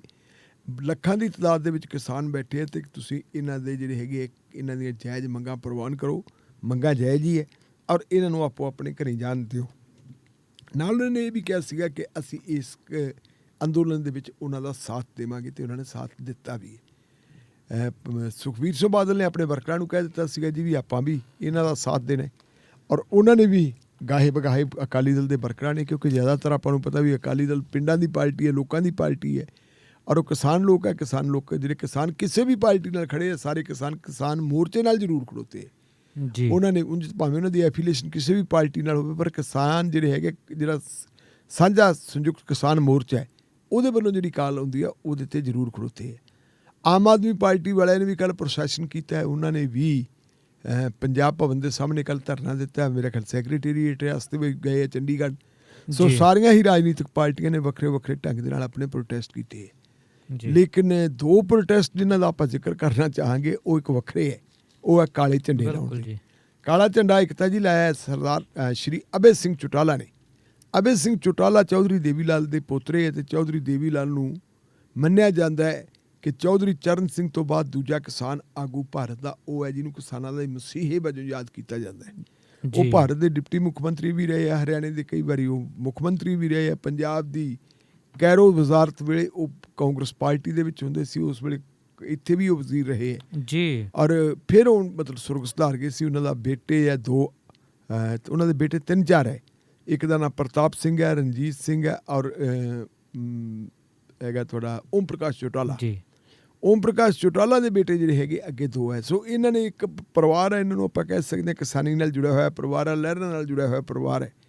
ਔਰ ਅਭੈ ਸਿੰਘ ਚੌਟਾਲਾ ਨੇ ਪਿਛਲੇ ਦਿਨੀ ਇਹ ਕਿਸਾਨੀ ਅੰਦੋਲਨ ਦੀ ਹਮਾਇਤ ਵੀ ਕੀਤੀ ਸੀ ਔਰ ਕਾਲੇ ਕਾਨੂੰਨਾਂ ਦੇ ਖਿਲਾਫ ਉਹਨੇ ਹੌਸਲਾ ਦਿਖਾਇਆ ਸੀ। ਮੈਂਬਰ ਤਾਂ ਭਾਵੇਂ ਉਹ ਇਕੱਲੇ ਹੀ ਜਿੱਤਿਆ ਸੀਗਾ ਵਿਧਾਨ ਸਭਾ 'ਚ ਆਪਦੀ ਪਾਰਟੀ ਦਾ ਐਲਾਹਾਬਾਦ ਤੋਂ, ਲੇਕਿਨ ਉਹਨੇ ਵਿਧਾਨ ਸਭਾ ਤੋਂ ਆਪਣਾ ਅਸਤੀਫਾ ਵੀ ਦਿੱਤਾ ਸੀ। ਵਿਲੱਖਣ ਗੱਲ ਇਹ ਹੈ ਕਿ ਜਦੋਂ ਉਹਨੇ ਅਸਤੀਫਾ ਦੇਣਾ ਸੀ ਤੇ ਉਹ ਵਿਧਾਨ ਸਭਾ ਦੇ ਭਵਨ ਤੱਕ ਟਰੈਕਟਰ ਚਲਾ ਕੇ ਗਿਆ ਸੀ। ਕਿਸਾਨੀ ਦਾ ਜਿਹੜਾ ਪ੍ਰਤੀਕ ਹੈ, ਉਹਨੇ ਕਿਹਾ ਲਓ ਜੀ ਮੈਂ ਟਰੈਕਟਰ ਚਲਾ ਕੇ ਆਇਆ, ਮੈਂ ਕਿਸਾਨ ਦਾ ਬੇਟਾ ਤੇ ਮੈਂ ਆਪਣਾ ਅਸਤੀਫਾ ਦੇਣਾ। ਅਸਤੀਫਾ ਉਹਨਾਂ ਦਾ ਪ੍ਰਵਾਨ ਵੀ ਹੋ ਗਿਆ, ਲੇਕਿਨ ਕਿਉਂਕਿ ਹੁਣ ਕਰੋਨਾ ਦਾ ਦੌਰਾ ਚੱਲ ਰਿਹਾ ਹੈ, ਇਸ ਕਰਕੇ ਅਜੇ ਤੱਕ ਉੱਥੇ ਬਾਈ ਇਲੈਕਸ਼ਨ ਜਿਹੜੀ ਹੈ ਪੈਂਡਿੰਗ ਹੈ। ਅੱਛਾ ਜੀ। ਤੇ ਨਾਲ ਹੁਣ ਜਿਹੜੀ ਅਗਲੀ ਹੈਰਾਨੀ ਵਾਲੀ ਗੱਲ ਹੈ ਉਹ ਹੈ ਬਾਦਲ ਪਰਿਵਾਰ ਦੀ। ਬਿਲਕੁਲ ਜੀ। ਕਹਿੰਦੇ ਜੀ ਬਾਦਲ ਪਰਿਵਾਰ ਨੇ ਵੀ ਕਾਲਾ ਝੰਡਾ ਲਹਿਰਾਇਆ ਕਾਲੇ ਕਾਨੂੰਨਾਂ ਦੇ ਖਿਲਾਫ।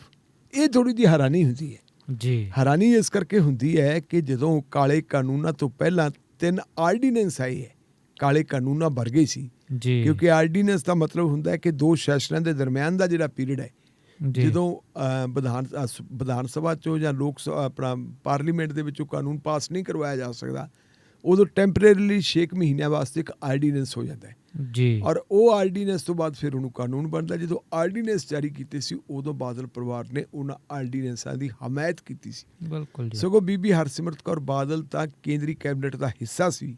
ਬਾਅਦ ਦੇ ਵਿੱਚ ਤਾਂ ਉਹਨਾਂ ਨੇ ਕਿਹਾ ਜੀ ਮੈਂ ਉੱਥੇ ਕਿਹਾ ਸੀਗਾ ਜੀ, ਮੈਂ ਉਹਦਾ ਵਿਰੋਧ ਵੀ ਕੀਤਾ ਸੀ, ਲੇਕਿਨ ਮੇਰਾ ਕਿਸੇ ਨੇ ਵਿਰੋਧ ਦਰਜ ਨਹੀਂ ਕੀਤਾ। ਜੀ, ਵੱਡੀ ਗੱਲ ਇਹ ਹੈ ਕਿ ਜਦੋਂ ਕੋਈ ਬੰਦਾ ਵਿਰੋਧ ਕਰਦਾ ਹੈ ਉਹਦਾ ਡਾਈਸੈਂਟ ਨੋਟ ਜਿਹੜਾ ਉੱਥੇ ਲਿਖਿਆ ਜਾਂਦਾ ਹੈ। ਡਾਈਸੈਂਟ ਜੀ। ਨੋਟ ਕੋਈ ਨਹੀਂ, ਪਰ ਬੀਬੀ ਕਹਿੰਦੀ ਹੈ ਕਿ ਮੈਂ ਵਿਰੋਧ ਕੀਤਾ ਹੈ। ਪਰ ਵਿਰੋਧ ਕਰਨ ਵਾਲੀ ਗੱਲ ਜੇ ਆਪਾਂ ਬੀਬੀ ਦੀ ਸੱਚ ਵੀ ਮੰਨ ਲਈਏ ਤਾਂ ਉਹ ਤੋਂ ਪਹਿਲਾਂ ਤੁਸੀਂ ਦੇਖੋ ਕੀ ਹੋਇਆ।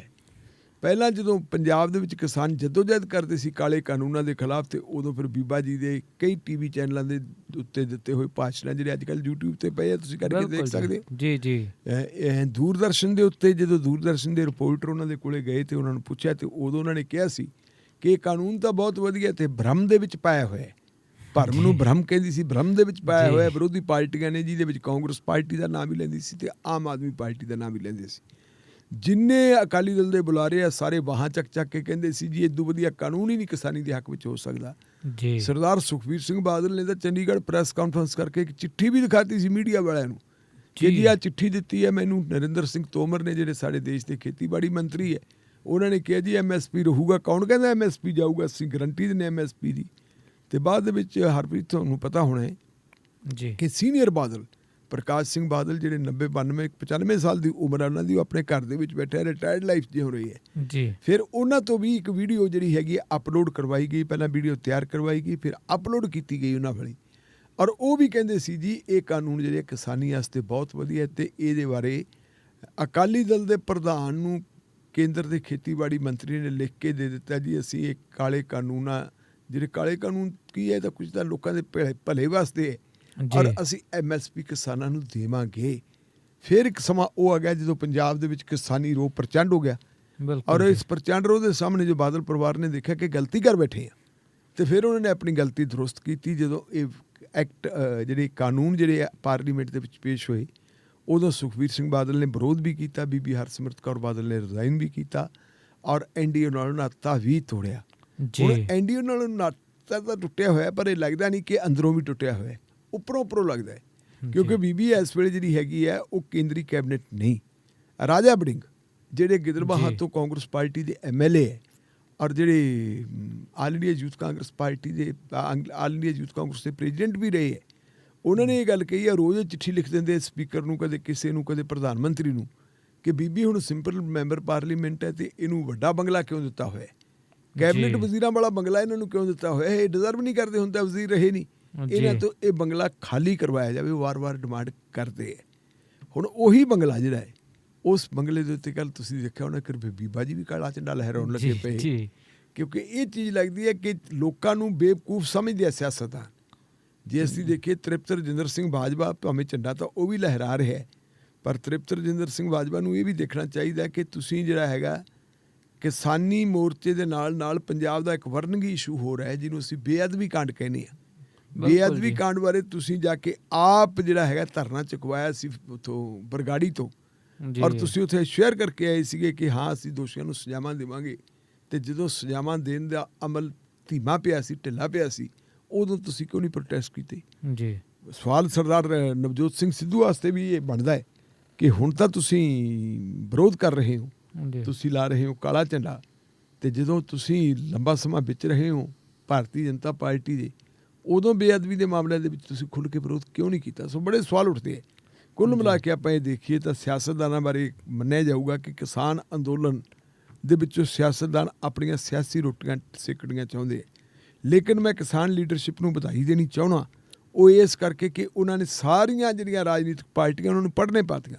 ਜਿਹੜੀਆਂ ਰਾਜਨੀਤਿਕ ਪਾਰਟੀਆਂ ਕਿ ਕਿਸਾਨਾਂ ਨੂੰ ਆਪਣੇ ਮਗਰ ਲਾਉਂਦੀਆਂ ਹੁੰਦੀਆਂ ਸੀ, ਹੁਣ ਕਿਸਾਨ ਲੀਡਰਸ਼ਿਪ ਉਹਨਾਂ ਨੂੰ ਡਿਕਟੇਟ ਕਰਦੀ ਹੈ ਕਿ ਤੁਹਾਨੂੰ ਵੀ ਭਾਈ ਆਹ ਕੁਛ ਕਰਨਾ ਪੈਣਾ ਜੋ ਕੁਛ ਅਸੀਂ ਕਰਦੇ ਹਾਂ। ਔਰ ਸਿਆਸੀ ਜਮਾਤ ਜਿਹੜੀ ਹੈਗੀ ਹੈ ਇੰਟੈਲੀਜੈਂਟ ਬਹੁਤ ਹੁੰਦੀ ਹੈ, ਤੇਜ਼ ਤਰਾਰ ਬਹੁਤ ਹੁੰਦੀ ਹੈ, ਖਚਰੀ ਬੜੀ ਹੁੰਦੀ ਹੈ। ਜੇ ਪੰਜਾਬੀ 'ਚ ਆਪਾਂ ਕਹਦੇ ਤਾਂ ਬਹੁਤ ਮਤਲਬ ਜਿਹੜੇ ਹੈਗੇ ਲੁੱਚੇ ਲੰਡੇ ਹੁੰਦੇ ਆ ਸਿਆਸੀ ਲੋਕ। ਲੇਕਿਨ ਇੱਕ ਗੱਲ ਆਪਾਂ ਨੂੰ ਮੰਨਣੀ ਪੈਣੀ ਹੈ ਕਿ ਪਹਿਲਾਂ ਇਹ ਜਿਹੜਾ ਇਹ ਅਗਾਂਹ ਜਾ ਕੇ ਵੋਟਾਂ ਵੇਲੇ ਪਤਾ ਨਹੀਂ ਕੀ ਕੁਛ ਕਰਨਗੇ, ਪਰ ਹੁਣ ਗੱਲ ਮੰਨਣੀ ਪੈਣੀ ਹੈ ਕਿ ਕਿਸਾਨਾਂ ਨੇ, ਕਿਸਾਨ ਲੀਡਰਸ਼ਿਪ ਨੇ ਉਹਨਾਂ ਨੂੰ ਸਿੱਧੇ ਰਾਹ ਪਾ ਲਿਆ ਕਿ ਆਓ ਭਾਈ ਤੁਸੀਂ ਇਸ ਅੰਦੋਲਨ 'ਚ ਸਾਡਾ ਸਾਥ ਦਿਓ। ਜੀ ਜੀ, ਇਹ ਤਾਂ ਹੋਈ ਗੱਲ ਸਿਆਸਤਦਾਨਾਂ ਦੀ, ਉਹਨਾਂ ਦੇ ਬਿਆਨਾਂ ਦੀ ਅਤੇ ਬਿਆਨਾਂ ਤੋਂ ਮੁਕਰਨ ਦੀ ਵੀ। ਇਸੇ ਦੌਰਾਨ ਆਪਾਂ ਹੁਣ ਅਗਲੀ ਖਬਰ ਹੈ ਜਿਹੜੀ ਉਹ ਗੱਲ ਕਰਾਂਗੇ ਇੱਕ ਯੋਗਾ ਸਿਖਾਉਣ ਵਾਲੇ ਬਾਬੇ ਦੀ, ਜਿਹੜਾ ਪਹਿਲਾਂ ਤਾਂ ਯੋਗਾ ਦੇ ਕਰਕੇ ਹੀ ਚਰਚਾ ਦੇ ਵਿੱਚ ਰਹਿੰਦਾ ਸੀ, ਪਰ ਹੁਣ ਕਿਸੇ ਨਾ ਕਿਸੇ ਵਿਵਾਦ ਜਾਂ ਕਿਸੇ ਹੋਰ ਗੱਲ ਕਰਕੇ ਚਰਚਾ ਦੇ ਵਿੱਚ ਬਣਿਆ ਰਹਿੰਦਾ ਹੈ। ਮੈਂ ਗੱਲ ਕਰ ਰਿਹਾ ਬਾਬਾ ਰਾਮਦੇਵ ਜੀ, ਅਤੇ ਉਹਦੇ ਖਿਲਾਫ ਹੁਣ ਦੇਸ਼ ਧਰੋਹ ਦੇ ਤਹਿਤ ਕੇਸ ਦਰਜ ਕਰਨ ਦੀ ਮੰਗ ਉੱਠ ਖੜੀ ਹੈ ਜੀ।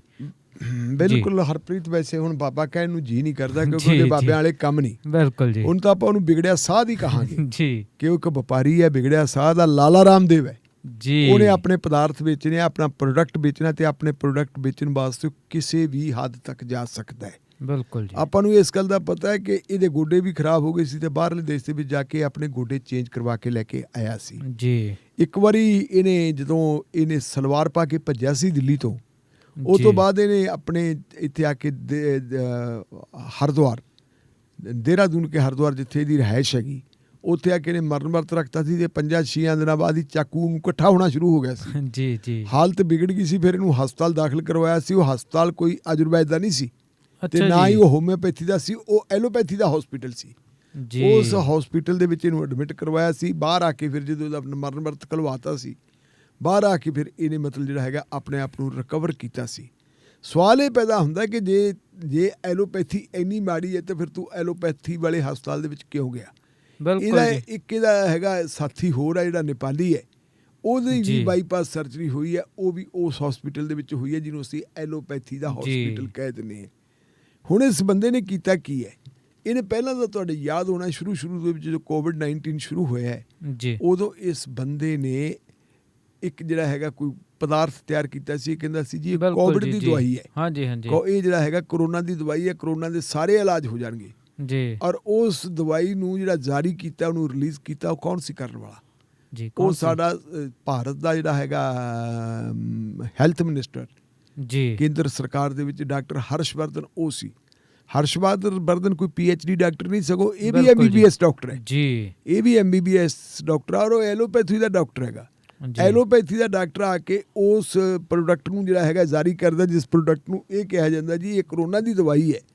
ਲੇਕਿਨ ਜਦੋਂ ਇੰਡੀਅਨ ਮੈਡੀਕਲ ਐਸੋਸੀਏਸ਼ਨ ਦੇ ਕਿਸੇ ਕਾਰਕੁਨ ਨੇ ITI ਪਾ ਕੇ ਜਾਣਕਾਰੀ ਮੰਗੀ ਤੇ ਪਤਾ ਲੱਗਿਆ ਕਿ WHO ਵੱਲੋਂ ਉਹਨੂੰ ਮਾਨਤਾ ਨਹੀਂ ਮਿਲੀ ਹੋਈ। ਉਹ ਦਵਾਈ ਤਾਂ ਉੱਥੇ ਗਈ ਨਹੀਂ, ਉਹਦਾ ਟੈਸਟਾਂ ਦੇ ਪੂਰੀ ਨਹੀਂ ਉਤਰੀ। ਅੱਛਾ ਜੀ। ਤਾਂ ਉਹ ਤੋਂ ਬਾਅਦ ਫਿਰ ਕੀ ਹੋਇਆ ਜੀ? ਫਿਰ ਇਹਨਾਂ ਨੇ ਥੋੜ੍ਹਾ ਜਿਹਾ ਹਲਕਾ ਜਿਹਾ ਹੋਇਆ, ਫਿਰ ਇਹ ਕਹਿਤਾ ਜੀ ਇਹ ਤਾਂ ਬੂਸਟਰ ਹੈ, ਇਹ ਤਾਂ ਸਪਲੀਮੈਂਟ, ਫੂਡ ਸਪਲੀਮੈਂਟਰੀ ਹੈ, ਇਹ ਤਾਂ ਬੂਸਟ ਕਰਦਾ ਜਿਹੜੀ ਹੈ ਤੁਹਾਡੀ ਜਿਹੜੀ ਇਮਿਊਨ ਸਿਸਟਮ ਨੂੰ ਮਜ਼ਬੂਤ ਕਰਦਾ ਵਗੈਰਾ ਵਗੈਰਾ। ਹੁਣ ਪਿਛਲੇ ਦਿਨਾਂ ਦੇ ਉੱਤੇ ਜੋਗੀ ਆਪਣੇ ਜਿਹੜੇ ਲਾਲਾ ਰਾਮਦੇਵ ਜੀ ਹੈ, ਇਹਨਾਂ ਨੇ ਬੜਾ ਟਾਰਗੇਟ ਕੀਤਾ ਹੋਇਆ ਹੈ ਇਹਨਾਂ ਨੂੰ, ਡਾਕਟਰਾਂ ਨੂੰ। ਬਿਲਕੁਲ ਜੀ। ਔਰ ਇਹਨਾਂ ਨੇ ਐਲੋਪੈਥੀ ਤੇ ਡਾਕਟਰਾਂ ਨੂੰ ਟਾਰਗੇਟ ਕਰਦਾ ਝੂਠ ਬੜਾ ਵੱਡਾ ਬੋਲਿਆ ਜੀ। ਇਹ ਕਹਿੰਦੇ ਆ ਜੀ 10,000 ਡਾਕਟਰ 2 ਇੰਜੈਕਸ਼ਨ ਲਵਾਉਣ ਦੇ ਬਾਅਦ ਵੈਕਸੀਨ ਦੇ ਜਿਹੜੇ 2 ਟੀਕੇ ਕਹਿੰਦੇ ਉਹਨਾਂ ਦੇ ਲੱਗੇ, ਇਹਦੇ ਬਾਵਜੂਦ 10,000 ਡਾਕਟਰ ਜਿਹੜੇ ਉਹਨਾਂ ਦੀ ਮੌਤ ਹੋ ਗਈ। ਅੱਛਾ ਜੀ। ਔਰ ਬਹੁਤ ਸਾਰੇ ਲੋਕ ਜਿਹੜੇ ਆਮ ਲੋਕ ਸੀ, ਉਹਨਾਂ ਲੋਕਾਂ ਨੇ ਵੀ ਵੈਕਸੀਨ ਲਵਾਈ ਸੀ ਤੇ ਉਹਨਾਂ ਦੀ ਵੀ ਮੌਤ ਹੋ ਗਈ। ਡਾਕਟਰਾਂ ਨੇ ਹੁਣ ਇਹਦੇ ਉੱਤੇ ਆਪਣੇ ਅੰਕੜੇ ਪੇਸ਼ ਕੀਤੇ। ਉਹਨਾਂ ਨੇ ਕਿਹਾ ਕਿ ਕੋਵਿਡ-19 ਦਾ ਜਿਹੜਾ ਹੈਗਾ ਪਹਿਲਾ ਪੜਾਅ ਤੇ ਦੂਜਾ ਪੜਾਅ ਜੀ, ਇਹਨਾਂ ਦੋਨਾਂ ਪੜਾਵਾਂ ਦੇ ਦੌਰਾਨ 1200 ਤੇ ਕੁਛ ਜਿਹੜੇ ਹੈਗੇ ਡਾਕਟਰਾਂ ਦੀ ਮੌਤ ਹੁੰਦੀ ਹੈ, ਜਿਨ੍ਹਾਂ ਵਿੱਚ ਬੜੇ ਨਾਮਵਰ ਡਾਕਟਰ ਸੀ, ਬੜੇ ਯੰਗ ਡਾਕਟਰ ਸੀਗੇ। ਪਿਛਲੀ ਵਾਰੀ ਖਬਰ ਵੀ ਕੀਤੀ ਹੈ, ਬੜੇ ਯੰਗ ਡਾਕਟਰ ਸੀ ਜਿਨ੍ਹਾਂ ਡਾਕਟਰਾਂ ਨੇ ਬੜੀ ਮਤਲਬ ਦੇਸ਼ ਦੀ ਸੇਵਾ ਕਰਨੀ ਸੀ। ਉਹ ਨਿਕ ਮਰਿਆ। ਗਿਣਤੀ 1200 ਕੋਈ ਥੋੜੀ ਨਹੀਂ ਹੁੰਦੀ, ਬਹੁਤ ਹੁੰਦੀ ਹੈ। 1200 1250 ਦੀ ਮੌਤ ਹੁੰਦੀ ਹੈ, ਬਿਲਕੁਲ ਜੀ, ਬਹੁਤ ਗਿਣਤੀ ਹੈ ਤੇ ਬੜਾ ਵੱਡਾ ਨੁਕਸਾਨ ਹੈ ਭਾਰਤ ਦਾ।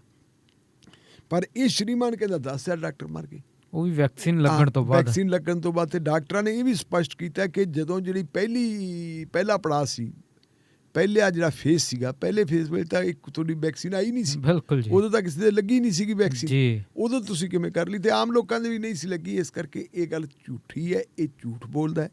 ਇਹ ਬੰਦਾ ਡਾਕਟਰਾਂ ਦੇ ਪੇਸ਼ੇ ਨੂੰ ਬਦਨਾਮ ਕਰਦਾ ਹੈ, ਐਲੋਪੈਥੀ ਨੂੰ ਬਦਨਾਮ ਕਰਦਾ ਹੈ। ਇਸ ਲਈ ਇਹ ਬੰਦਾ ਜਿਹੜਾ ਹੈਗਾ ਭਾਗੀਦਾਰ ਹੈ, ਇਹ ਦੋਸ਼ੀ ਹੈ ਕੋਵਿਡ-19 ਦਾ ਜਿਹੜਾ ਪ੍ਰੋਟੋਕੋਲ ਹੈ ਉਹਦਾ। ਅੱਛਾ ਜੀ। ਹੁਣ ਜਿਹੜੀ ਇੰਡੀਅਨ ਮੈਡੀਕਲ ਐਸੋਸੀਏਸ਼ਨ ਹੈ, ਇੰਡੀਅਨ ਮੈਡੀਕਲ ਐਸੋਸੀਏਸ਼ਨ ਨੇ 2 ਕੰਮ ਕੀਤੇ। ਇੱਕ ਤਾਂ ਉਹਨਾਂ ਨੇ ਪ੍ਰਧਾਨ ਮੰਤਰੀ ਨੂੰ ਚਿੱਠੀ ਲਿਖ ਕੇ ਮੰਗ ਕੀਤੀ ਹੈ ਕਿ ਇਸ ਬੰਦੇ ਦੇ ਖਿਲਾਫ ਦੇਸ਼ ਧਰੋਹੀ ਦਾ ਕੇਸ ਰਜਿਸਟਰ ਕੀਤਾ ਜਾਵੇ ਜੀ, ਕਿਉਂਕਿ ਇਹ ਬੰਦਾ ਜਿਹੜਾ ਹੈਗਾ ਇਹ ਕੋਵਿਡ-19 ਦੇ ਪ੍ਰੋਟੋਕੋਲ ਦੀ ਉਲੰਘਣਾ ਕਰ ਰਿਹਾ। ਬਿਲਕੁਲ ਜੀ। ਦੂਜੀ ਜਿਹੜੀ ਹੈਗੀ ਹੈ, ਜਿਹੜੀ ਉੱਤਰਾਖੰਡ ਦੀ ਬ੍ਰਾਂਚ ਹੈ ਇੰਡੀਅਨ ਮੈਡੀਕਲ ਐਸੋਸੀਏਸ਼ਨ ਦੀ, ਉਹਨਾਂ ਨੇ ਇੱਕ ਨੋਟਿਸ ਦਿੱਤਾ ਹੈ ਇਸ ਸਾਧ ਨੂੰ। ਉਹਨਾਂ ਨੇ ਕਿਹਾ ਕਿ 15 ਦਿਨਾਂ ਦੇ ਵਿੱਚ ਜਾਂ ਤਾਂ ਮੰਗ ਲਾ ਮਾਫੀ। ਅੱਛਾ ਜੀ। 10 ਦਿਨ ਕੇ 15 ਦਿਨ ਦਾ ਟਾਈਮ ਦਿੱਤਾ ਵੀ ਤੂੰ ਜਾਂ ਤਾਂ IMA ਤੋਂ ਮੰਗ ਲਾ ਮਾਫੀ। ਜੇ ਮਾਫੀ ਨਾ ਮੰਗੇਗਾ ਤਾਂ ਫਿਰ ਤੇਰੇ ਖਿਲਾਫ 1000 ਕਰੋੜ ਰੁਪਏ ਦੇ ਮਾਨਹਾਨੀ ਦੇ ਮੁਆਵਜ਼ੇ ਦਾ ਕੇਸ ਪਾਇਆ ਜਾਊਗਾ ਜੀ। ਸੋ 2 ਕੰਮ ਕੀਤੇ ਜੀ ਉਹਨਾਂ ਨੇ, ਔਰ ਦੋਨਾਂ ਕੰਮਾਂ ਦੇ ਵਿੱਚੋਂ ਮੇਰੇ ਖਿਆਲ ਮੁਤਾਬਕ ਆ ਵੀ ਇਹਨੇ ਮੰਨਣਾ ਤਾਂ ਕਿਸੇ ਦਾ ਹੈ ਨਹੀਂ। ਜਿਹੜੀ ਉਹਨਾਂ ਨੇ ਗ੍ਰਿਫਤਾਰੀ ਦੀ ਮੰਗ ਕੀਤੀ ਹੈ ਤੇ ਬੜਕ ਵੀ ਮਾਰਤੀ, ਕਹਿੰਦਾ ਕਿਸੇ 'ਚ ਦਮ ਨਹੀਂ, ਕੋਈ ਰਾਮਦੇਵ ਨੂੰ ਗ੍ਰਿਫਤਾਰ ਕਰ ਲੈ ਜੀ। ਇਹ ਗੱਲ ਕਹਿ ਦਿੱਤੀ। ਜੇ ਇਹ ਗੱਲ ਕਹਿੰਦਾ ਤਾਂ ਇਹਦਾ ਮਤਲਬ ਕੀ ਹੈ ਕਿ ਰਾਮਦੇਵ ਨੂੰ ਗ੍ਰਿਫਤਾਰ ਕਿਉਂ ਨਹੀਂ ਕੀਤਾ ਜਾ ਸਕਦਾ? ਸ਼ਾਇਦ ਇਸ ਕਰਕੇ ਕਿ ਉਹਨੂੰ ਇਹ ਭਰੋਸਾ ਹੈ ਕਿ ਉਹਦੀ ਪਿੱਠ ਦੇ ਉੱਤੇ ਪ੍ਰਧਾਨ ਮੰਤਰੀ ਖੜੇ ਹੈ ਦੇਸ਼ ਦੇ। ਜੀ ਬਿਲਕੁਲ ਜੀ। ਸੋ ਇਹ ਤਾਂ ਹੋਈ ਗੱਲ ਲਾਲਾ ਰਾਮਦੇਵ ਦੀ। ਤੇ ਹੁਣ ਆਪਾਂ ਅੱਗੇ ਗੱਲ ਕਰਾਂਗੇ ਜੀ ਮੱਧ ਪ੍ਰਦੇਸ਼ ਦੇ ਬਾਰੇ। ਸੋ ਉੱਥੋਂ ਵੀ ਕਰੋਨਾ ਨਾਲ ਹੀ ਜੁੜੀ ਇੱਕ ਹੋਰ ਖਬਰ ਆ ਰਹੀ ਹੈ ਕਿ ਇਸਤੇਮਾਲ ਕੀਤੀਆਂ ਹੋਈਆਂ ਕਿੱਟਾਂ ਨੂੰ ਮੁੜ ਤੋਂ ਬਾਜ਼ਾਰ ਵਿੱਚ ਵੇਚਿਆ ਜਾ ਰਿਹਾ ਹੈ। ਸੋ ਕੀ ਹੈ ਜੀ ਮਾਮਲਾ ਇਹ ਸਾਰਾ? ਬਿਲਕੁਲ ਜੀ, ਇਹ ਬੜਖੇਰਾ ਬਾਇਓ ਵੇਸਟ ਡਿਸਪੋਜ਼ਲ ਪਲਾਂਟ ਹੈ। ਅੱਛਾ ਜੀ। ਜਿੱਥੇ ਸਿੰਗਲ ਯੂਜ਼ਡ PP ਕਿੱਟਾਂ ਜਿਹੜੀਆਂ, ਇਹਨਾਂ ਨੂੰ ਜਿਹੜਾ ਹੈਗਾ ਡਿਸਟਰੋਏ ਕਰਨਾ ਹੁੰਦਾ, ਇਹਨਾਂ ਨੂੰ ਨਸ਼ਟ ਕਰਨਾ ਹੁੰਦਾ ਹੈ ਜੀ। ਔਰ ਇਹ ਨਸ਼ਟ ਕਰਨਾ ਹੁੰਦਾ ਹੈ, PP ਕਿੱਟਾਂ ਨੂੰ ਨਸ਼ਟ ਕਰਨਾ ਹੁੰਦਾ ਹੈ। ਜਿਹੜੇ ਆਪਣੇ ਦਸਤਾਨੇ ਮੈਡੀਕਲ ਸਿਸਟਮ ਦੇ ਵਿੱਚ ਵਰਤੇ ਜਾਂਦੇ ਉਹਨਾਂ ਨੂੰ, ਤੇ ਜਿਹੜੇ ਮਾਸਕ ਵਗੈਰਾ ਉਹਨਾਂ ਨੂੰ, ਇਹ ਹੈ ਕਿ ਇਹਨਾਂ ਨੂੰ ਬਾਹਰ ਨਹੀਂ ਸੁੱਟਿਆ ਜਾਂਦਾ, ਵਿਗਿਆਨਕ ਢੰਗ ਦੇ ਨਾਲ ਇਹਨਾਂ ਨੂੰ ਖਤਮ ਕਰਨਾ ਹੁੰਦਾ ਹੈ। ਬਿਲਕੁਲ ਜੀ। ਤੇ ਇਹਦੇ ਲਈ ਜਿਹੜੀ ਹੈਗੀ ਹੈ ਜ਼ਿੰਮੇਵਾਰੀ ਹੁੰਦੀ ਹੈ। ਜ਼ਿੰਮੇਵਾਰੀ ਇਹਦੇ 'ਤੇ ਲਾਈ ਹੁੰਦੀ ਹੈ ਕਿ ਜਿਹੜਾ ਜ਼ਿਲ੍ਹਾ ਪ੍ਰਸ਼ਾਸਨ ਹੈ, ਪ੍ਰਦੂਸ਼ਣ ਡਿਪਾਰਟਮੈਂਟ ਹੈ ਤੇ ਸਿਹਤ ਵਿਭਾਗ ਜੀ, ਇਹਨਾਂ ਤਿੰਨਾਂ ਦੀ ਨਿਗਰਾਨੀ ਦੇ ਵਿੱਚ ਇਹ ਸਾਰਾ ਕੁਛ ਕੀਤਾ ਜਾਂਦਾ। ਇਹਨਾਂ ਦੀ ਜ਼ਿੰਮੇਵਾਰੀ ਬਣਦੀ ਹੈ। ਲੇਕਿਨ ਮੰਗਲਵਾਰ ਦੀ ਰਾਤ ਦਾ ਟਾਈਮ ਸੀ ਕੋਈ 10-11 ਦਾ, ਤੇ ਬਾਇਓ ਵੇਸਟ ਡਿਸਪੋਜ਼ਲ ਪਲਾਂਟ ਹੈ ਜਿਹੜਾ ਆਪਣੇ ਦਾ ਬੜਖੇਰਾ ਦਾ ਜੀ, ਉੱਥੋਂ ਰਾਤ ਨੂੰ ਜਿਹੜਾ ਹੈਗਾ 10-11 ਵਜੇ ਜਦੋਂ ਉਹਨਾਂ ਨੇ ਨੋਟ ਕੀਤਾ ਹੈ, ਕਹਿੰਦੇ ਜੀ ਧੋਤੀਆਂ ਗਈਆਂ, ਜਿਹੜੀਆਂ ਧੋਤੀਆਂ ਹੋਈਆਂ ਸੀ ਕਿੱਟਾਂ, ਉਹ ਵੀਡੀਓ ਬਣੀ ਹੋਈ ਸੀ। ਅੱਛਾ ਜੀ। ਉਹ 10-11 ਤਾਰੀਖ ਦੀ ਰਾਤ ਨੂੰ ਉਹ ਵੀਡੀਓ ਵਾਇਰਲ ਹੁੰਦੀ ਹੈ ਜੀ। ਗਰਮ ਪਾਣੀ ਦੇ ਨਾਲ PP ਕਿੱਟਾਂ ਧੋਤੀਆਂ ਹੋਈਆਂ ਜੀ, ਉਹਨਾਂ ਨੂੰ ਧੋ ਕੇ ਤੇ ਫਿਰ ਮਾਰਕੀਟ ਦੇ ਵਿੱਚ ਵੇਚਿਆ ਹੋਇਆ। ਮਾਰਕੀਟ ਦੇ ਵਿੱਚ ਕਿਵੇਂ ਵੇਚਦੇ ਆ ਜੀ? ਮਾਰਕੀਟ ਦੇ ਵਿੱਚ ਉਹ ਕਵਾੜੀਆਂ ਦੇ ਰਾਹੀਂ ਸਤਨਾ ਤੇ ਭੋਪਾਲ ਦੇ ਬਾਜ਼ਾਰਾਂ ਦੇ ਵਿੱਚ ਉੱਥੇ ਉਹਨਾਂ ਨੂੰ ਵੇਚਿਆ ਜਾ ਰਿਹਾ। ਹੁਣ ਤੁਸੀਂ ਇਹ ਦੇਖੋ ਕਿ ਜਿਹੜੀਆਂ ਕਿੱਟਾਂ ਨੂੰ ਡਿਸਟਰੋਏ ਕਰਨਾ ਹੁੰਦਾ ਵਿਗਿਆਨਕ ਢੰਗ ਦੇ ਨਾਲ, ਜੇ ਉਹੀ ਕਿੱਟਾਂ ਦੁਬਾਰਾ ਫੇਰ ਲੋਕਾਂ ਦੇ ਇਸਤੇਮਾਲ ਕਰਨ ਵਾਸਤੇ ਆਉਂਦੀਆਂ ਜੀ, ਤਾਂ ਉਹ ਮਨੁੱਖੀ ਸਿਹਤ ਲਈ ਤੇ ਕਿੰਨੀਆਂ ਖਤਰਨਾਕ ਹੈ। ਅਸਲ ਦੇ ਵਿੱਚ ਜੇ ਆਪਾਂ ਦੇਖੀਏ, ਜਿਹੜਾ ਕਰੋਨਾ ਵਾਇਰਸ ਹੈ, ਕਰੋਨਾ ਵਾਇਰਸ ਉਹੀ ਜਿਹੀਆਂ ਚੀਜ਼ਾਂ ਤੋਂ ਹੀ ਫੈਲਦਾ ਹੈ। ਬਿਲਕੁਲ ਜੀ। ਕਿਉਂਕਿ ਜਿਨ੍ਹਾਂ ਡਾਕਟਰਾਂ ਨੇ ਪਾਈਆਂ ਹੁੰਦੀਆਂ ਉਹ ਕਿੱਟਾਂ, ਉਹਨਾਂ ਨੇ ਪਤਾ ਨਹੀਂ ਕਿੰਨੇ ਕੁ ਮਰੀਜ਼ਾਂ ਦਾ, ਜਿਸ ਮਰੀਜ਼ ਦਾ ਇਲਾਜ ਹੁੰਦਾ ਕਿੱਡਾ ਕੁ ਜਿਹੜਾ ਇਨਫੈਕਟਡ ਸੀ। ਉਸ ਤੋਂ ਬਾਅਦ ਕੁਝ ਲੋਕ ਉਹ ਹੈ ਜਿਹੜੇ ਸ਼ਮਸ਼ਾਨ ਘਾਟ ਦੇ ਵਿੱਚ ਉਹਨਾਂ ਦਾ ਸੰਸਕਾਰ ਵੀ ਕਰਾਉਂਦੇ ਜੀ। ਉਹਦੇ ਵਿੱਚ ਕੁਝ ਸਿਵਲ ਆਫੀਸਰ ਵੀ ਹੁੰਦੇ ਹੈ, ਸੋਸ਼ਲ ਵਰਕਰ ਵੀ ਹੁੰਦੇ ਹੈ, ਔਰ ਕੁਝ ਲੋਕ ਜਿਨ੍ਹਾਂ ਦਾ ਪ੍ਰੋਫੈਸ਼ਨ ਆ ਉਹ ਵੀ ਹੁੰਦੇ ਹੈ। ਉਹਨਾਂ ਵੱਲੋਂ ਵਰਤੀਆਂ ਹੋਈਆਂ ਕਿੱਟਾਂ ਜਿਹੜੀਆਂ, ਉਹਨਾਂ ਕਿੱਟਾਂ ਨੂੰ ਦੁਬਾਰਾ ਫਿਰ ਤੁਸੀਂ ਧੋ ਸਵਾਰ ਕੇ ਮਾਰਕੀਟ ਦੇ ਵਿੱਚ ਆ ਕੇ ਦੁਬਾਰਾ ਉਹਨਾਂ ਨੂੰ ਰੀਸੇਲ ਕਰੋ। ਮੇਰਾ ਖਿਆਲ ਹੈ ਵੀ ਇਦੋਂ ਵੱਡਾ ਕੋਈ ਬੱਜਰ ਗੁਨਾਹ ਹੋਰ ਨਹੀਂ ਹੋ ਸਕਦਾ। ਬਿਲਕੁਲ ਜੀ। ਜੀ ਜੀ। ਸੋ ਬਹੁਤ ਹੀ ਮਾੜੀ ਖਬਰ ਹੈ ਇਹ ਤਾਂ, ਪਰ ਕਿਉਂਕਿ ਇਹ ਸਿਸਟਮ ਦੀ ਆਪਾਂ ਗੱਲ ਕਰੀਏ ਤਾਂ ਆਲਰੇਡੀ ਬਹੁਤ ਜ਼ਿਆਦਾ ਜਿਹੜੀਆਂ ਮੌਤਾਂ ਹੋ ਰਹੀਆਂ ਨੇ, ਤੇ ਸਾਨੂੰ ਬਹੁਤ ਜ਼ਿਆਦਾ ਚੌਕਸ ਤਾਂ ਹੋਣਾ ਚਾਹੀਦਾ, ਨਾਲ ਇਮਾਨਦਾਰੀ ਦੇ ਨਾਲ ਵੀ ਸਾਨੂੰ ਸਮਰਪਿਤ ਢੰਗ ਦੇ ਨਾਲ ਹੀ ਜਿਹੜਾ ਹੈ ਇਸ ਪੇਸ਼ੇ ਦੇ ਵਿੱਚੋਂ ਗੁਜ਼ਰਨਾ ਚਾਹੀਦਾ ਹੈ। ਹਾਲਾਂਕਿ ਅਸੀਂ ਸਲਾਮ ਕਰਦੇ ਹਾਂ ਉਹਨਾਂ ਸਾਰੇ ਡਾਕਟਰਾਂ ਨੂੰ ਵੀ ਤੇ ਉਹਨਾਂ ਸਾਰੇ ਹੀ ਮੈਡੀਕਲ ਸਟਾਫ ਨੂੰ ਵੀ ਜਿਨ੍ਹਾਂ ਨੇ ਬਹੁਤ ਚੰਗਾ ਕੰਮ ਕੀਤਾ ਹੈ, ਪਰ ਇਸ ਦੌਰਾਨ ਜਦੋਂ ਇਹੋ ਜਿਹੀਆਂ ਖਬਰਾਂ ਆਉਂਦੀਆਂ ਨੇ ਤਾਂ ਦਿਲ ਜ਼ਰੂਰ ਦੁਖਦਾ ਵੀ ਹੈ ਤੇ ਚਿੰਤਾ ਵੀ ਹੁੰਦੀ ਹੈ। ਫਿਲਹਾਲ ਰੇਡੀਓ ਪੰਜਾਬ ਟੂਡੇ ਦੇ ਪ੍ਰੋਗਰਾਮ ਸ਼ਮਾਦਾਨ ਦੇ ਵਿੱਚ ਜੁੜਨ ਦੇ ਲਈ ਤੇ ਖਬਰਾਂ ਬਾਰੇ ਗੱਲਬਾਤ ਕਰਨ ਦੇ ਲਈ ਬਖਤੌਰ ਢਿੱਲੋਂ ਜੀ ਤੁਹਾਡਾ ਬਹੁਤ ਬਹੁਤ ਧੰਨਵਾਦ। ਸ਼ੁਕਰੀਆ ਜੀ, ਮਿਹਰਬਾਨੀ ਜੀ। ਸੋ ਇਹ ਸਨ ਸਰਦਾਰ ਬਖਤੌਰ ਸਿੰਘ ਢਿੱਲੋਂ ਜੀ, ਜੋ ਸਾਡੇ ਨਾਲ ਸਟੂਡੀਓ ਦੇ ਵਿੱਚ ਹਾਜ਼ਰ ਰਹੇ ਤੇ ਉਹਨਾਂ ਨੇ ਖਬਰਾਂ ਦੇ ਉੱਤੇ ਬਹੁਤ ਸਾਰੀ ਗੱਲਬਾਤ ਕੀਤੀ। ਸੋ ਹੁਣ ਵੇਲਾ ਹੋ ਗਿਆ ਜੀ ਇੱਕ ਬ੍ਰੇਕ ਦਾ, ਤੇ ਬ੍ਰੇਕ ਤੋਂ ਬਾਅਦ ਅਸੀਂ ਫਿਰ ਤੋਂ ਹਾਜ਼ਰ ਹੋਵਾਂਗੇ। ਤੇ ਬ੍ਰੇਕ ਤੋਂ ਜਾਣ ਤੋਂ ਪਹਿਲਾਂ ਮੈਂ ਇੱਕ ਵਾਰ ਫਿਰ ਤੁਹਾਨੂੰ ਇਹ ਜ਼ਰੂਰ ਦੱਸਣਾ ਚਾਹੂੰਗਾ ਕਿ ਅੱਜ ਸਾਡੇ ਪ੍ਰੋਗਰਾਮ ਦੇ ਅਗਲੇ ਹਿੱਸੇ ਦੇ ਵਿੱਚ 2 ਮਾਹਿਰ ਜੁੜਨਗੇ ਜੀ। ਪਹਿਲੇ ਮਾਹਿਰ ਤਾਂ ਹੋਣਗੇ ਪੰਜਾਬ ਖੇਤੀਬਾੜੀ ਯੂਨੀਵਰਸਿਟੀ ਤੋਂ, ਜਿਹੜੇ ਸਾਡੇ ਨਾਲ ਗੱਲਬਾਤ ਸਾਂਝੀ ਕਰਨਗੇ, ਜੋ ਯੂਨੀਵਰਸਿਟੀ ਵੱਲੋਂ ਇੱਕ ਵਿਗਿਆਨਕ ਲੁੱਡੋ ਤਿਆਰ ਕੀਤੀ ਗਈ ਹੈ, ਜਿਹੜੀ ਕਿ ਕਿਸਾਨਾਂ ਲਈ ਬਹੁਤ ਸਹਾਇਕ ਹੋਵੇਗੀ। ਸੋ ਕੀ ਹੈ ਉਹ ਲੁੱਡੋ, ਉਸ ਬਾਰੇ ਅਸੀਂ ਗੱਲਬਾਤ ਕਰਾਂਗੇ। ਉਸ ਤੋਂ ਬਾਅਦ ਪ੍ਰੋਗਰਾਮ ਦੇ ਅਗਲੇ ਹਿੱਸੇ ਦੇ ਵਿੱਚ ਅਸੀਂ ਇੱਕ ਹੋਰ ਬਹੁਤ ਹੀ ਮਹੱਤਵਪੂਰਨ ਵਿਸ਼ੇ ਬਾਰੇ ਗੱਲ ਕਰਾਂਗੇ, ਜਿਹੜਾ ਹੈ ਕਰੋਨਾ ਮਹਾਮਾਰੀ ਦੌਰਾਨ ਫੈਲ ਰਹੀਆਂ ਅਫਵਾਹਾਂ, ਕਿਉਂਕਿ ਬਹੁਤ ਸਾਰੀਆਂ ਝੂਠੀਆਂ ਖਬਰਾਂ ਸਾਨੂੰ ਲਗਾਤਾਰ ਸੁਣਨ ਨੂੰ ਮਿਲਦੀਆਂ ਨੇ ਜਿਨ੍ਹਾਂ ਦਾ ਕੋਈ ਵੀ ਆਧਾਰ ਨਹੀਂ ਹੁੰਦਾ ਹੈਗਾ, ਪਰ ਫਿਰ ਵੀ ਉਹ ਵਾਇਰਲ ਹੋ ਜਾਂਦੀਆਂ ਨੇ, ਇੱਕ ਜਣੇ ਤੋਂ ਦੂਜੇ ਜਣੇ ਦੁਆਰਾ ਸ਼ੇਅਰ ਕਰ ਦਿੱਤੀਆਂ ਜਾਂਦੀਆਂ ਨੇ ਸੋਸ਼ਲ ਮੀਡੀਆ ਰਾਹੀਂ। ਇਸ ਦੌਰਾਨ ਤੱਥਾਂ ਦਾ ਜਿਹੜਾ ਹੈ ਜਾਂਚਣਾ ਬਹੁਤ ਜ਼ਰੂਰੀ ਹੁੰਦਾ ਹੈ, ਪਰ ਉਸ ਪੱਖੋਂ ਅਸੀਂ ਬਹੁਤ ਕਮਜ਼ੋਰ ਰਹਿ ਜਾਂਦੇ ਹਾਂ। ਇਸ ਦੇ ਲਈ ਹੀ ਬਹੁਤ ਸਾਰੀਆਂ ਅਫਵਾਹਾਂ ਜਿਹੜੀਆਂ ਨੇ ਲਗਾਤਾਰ ਸਰਕੂਲੇਟ ਹੋ ਰਹੀਆਂ ਨੇ, ਅਤੇ ਉਹਨਾਂ ਅਫਵਾਹਾਂ ਨੂੰ ਸਰਕੂਲੇਟ ਹੋਣ ਤੋਂ ਕਿਵੇਂ ਰੋਕਿਆ ਜਾਵੇ, ਇਸ ਵਿਸ਼ੇ ਨੂੰ ਲੈ ਕੇ ਸਾਡੇ ਨਾਲ ਗੱਲਬਾਤ ਕਰਨਗੇ ਪੱਤਰਕਾਰੀ ਦੇ ਪ੍ਰੋਫੈਸਰ ਡਾਕਟਰ ਰੂਬਲ ਕਨੌਜੀਆ, ਜਿਹੜੇ ਕਿ ਬਠਿੰਡਾ ਦੇ ਸਥਿਤ ਕੇਂਦਰੀ ਯੂਨੀਵਰਸਿਟੀ ਜਿਹੜੀ ਹੈਗੀ ਹੈ ਉਸ ਦੇ ਵਿੱਚ ਪ੍ਰੋਫੈਸਰ ਹਨ, ਅਤੇ ਉਹਨਾਂ ਦਾ ਮੁਹਾਰਤ ਇਸੇ ਵਿਸ਼ੇ ਨੂੰ ਦੇ ਉੱਤੇ ਹੈ ਕਿ ਫੇਕ ਨਿਊਜ਼ ਦੀ ਆਈਡੈਂਟੀਫਿਕੇਸ਼ਨ ਅਤੇ ਉਹਨਾਂ ਨੂੰ ਰੋਕਣਾ। ਇਸ ਵਿਸ਼ੇ ਨੂੰ ਲੈ ਕੇ ਉਹਨਾਂ ਦੀ ਮੁਹਾਰਤ ਹੈਗੀ ਹੈ, ਸੋ ਉਹਨਾਂ ਨਾਲ ਅਸੀਂ ਗੱਲਬਾਤ ਕਰਾਂਗੇ। ਫਿਲਹਾਲ ਪ੍ਰੋਗਰਾਮ ਸ਼ਮਾਦਾਨ ਦੇ ਵਿੱਚ ਵਿਹਲਾ ਹੋ ਗਿਆ ਜੀ ਇੱਕ ਬ੍ਰੇਕ ਦਾ, ਅਤੇ ਮਿਲਦੇ ਹਾਂ ਬ੍ਰੇਕ ਤੋਂ ਬਾਅਦ ਜੀ। ਬਾਈ ਜੀ ਨਵੀਂ DD50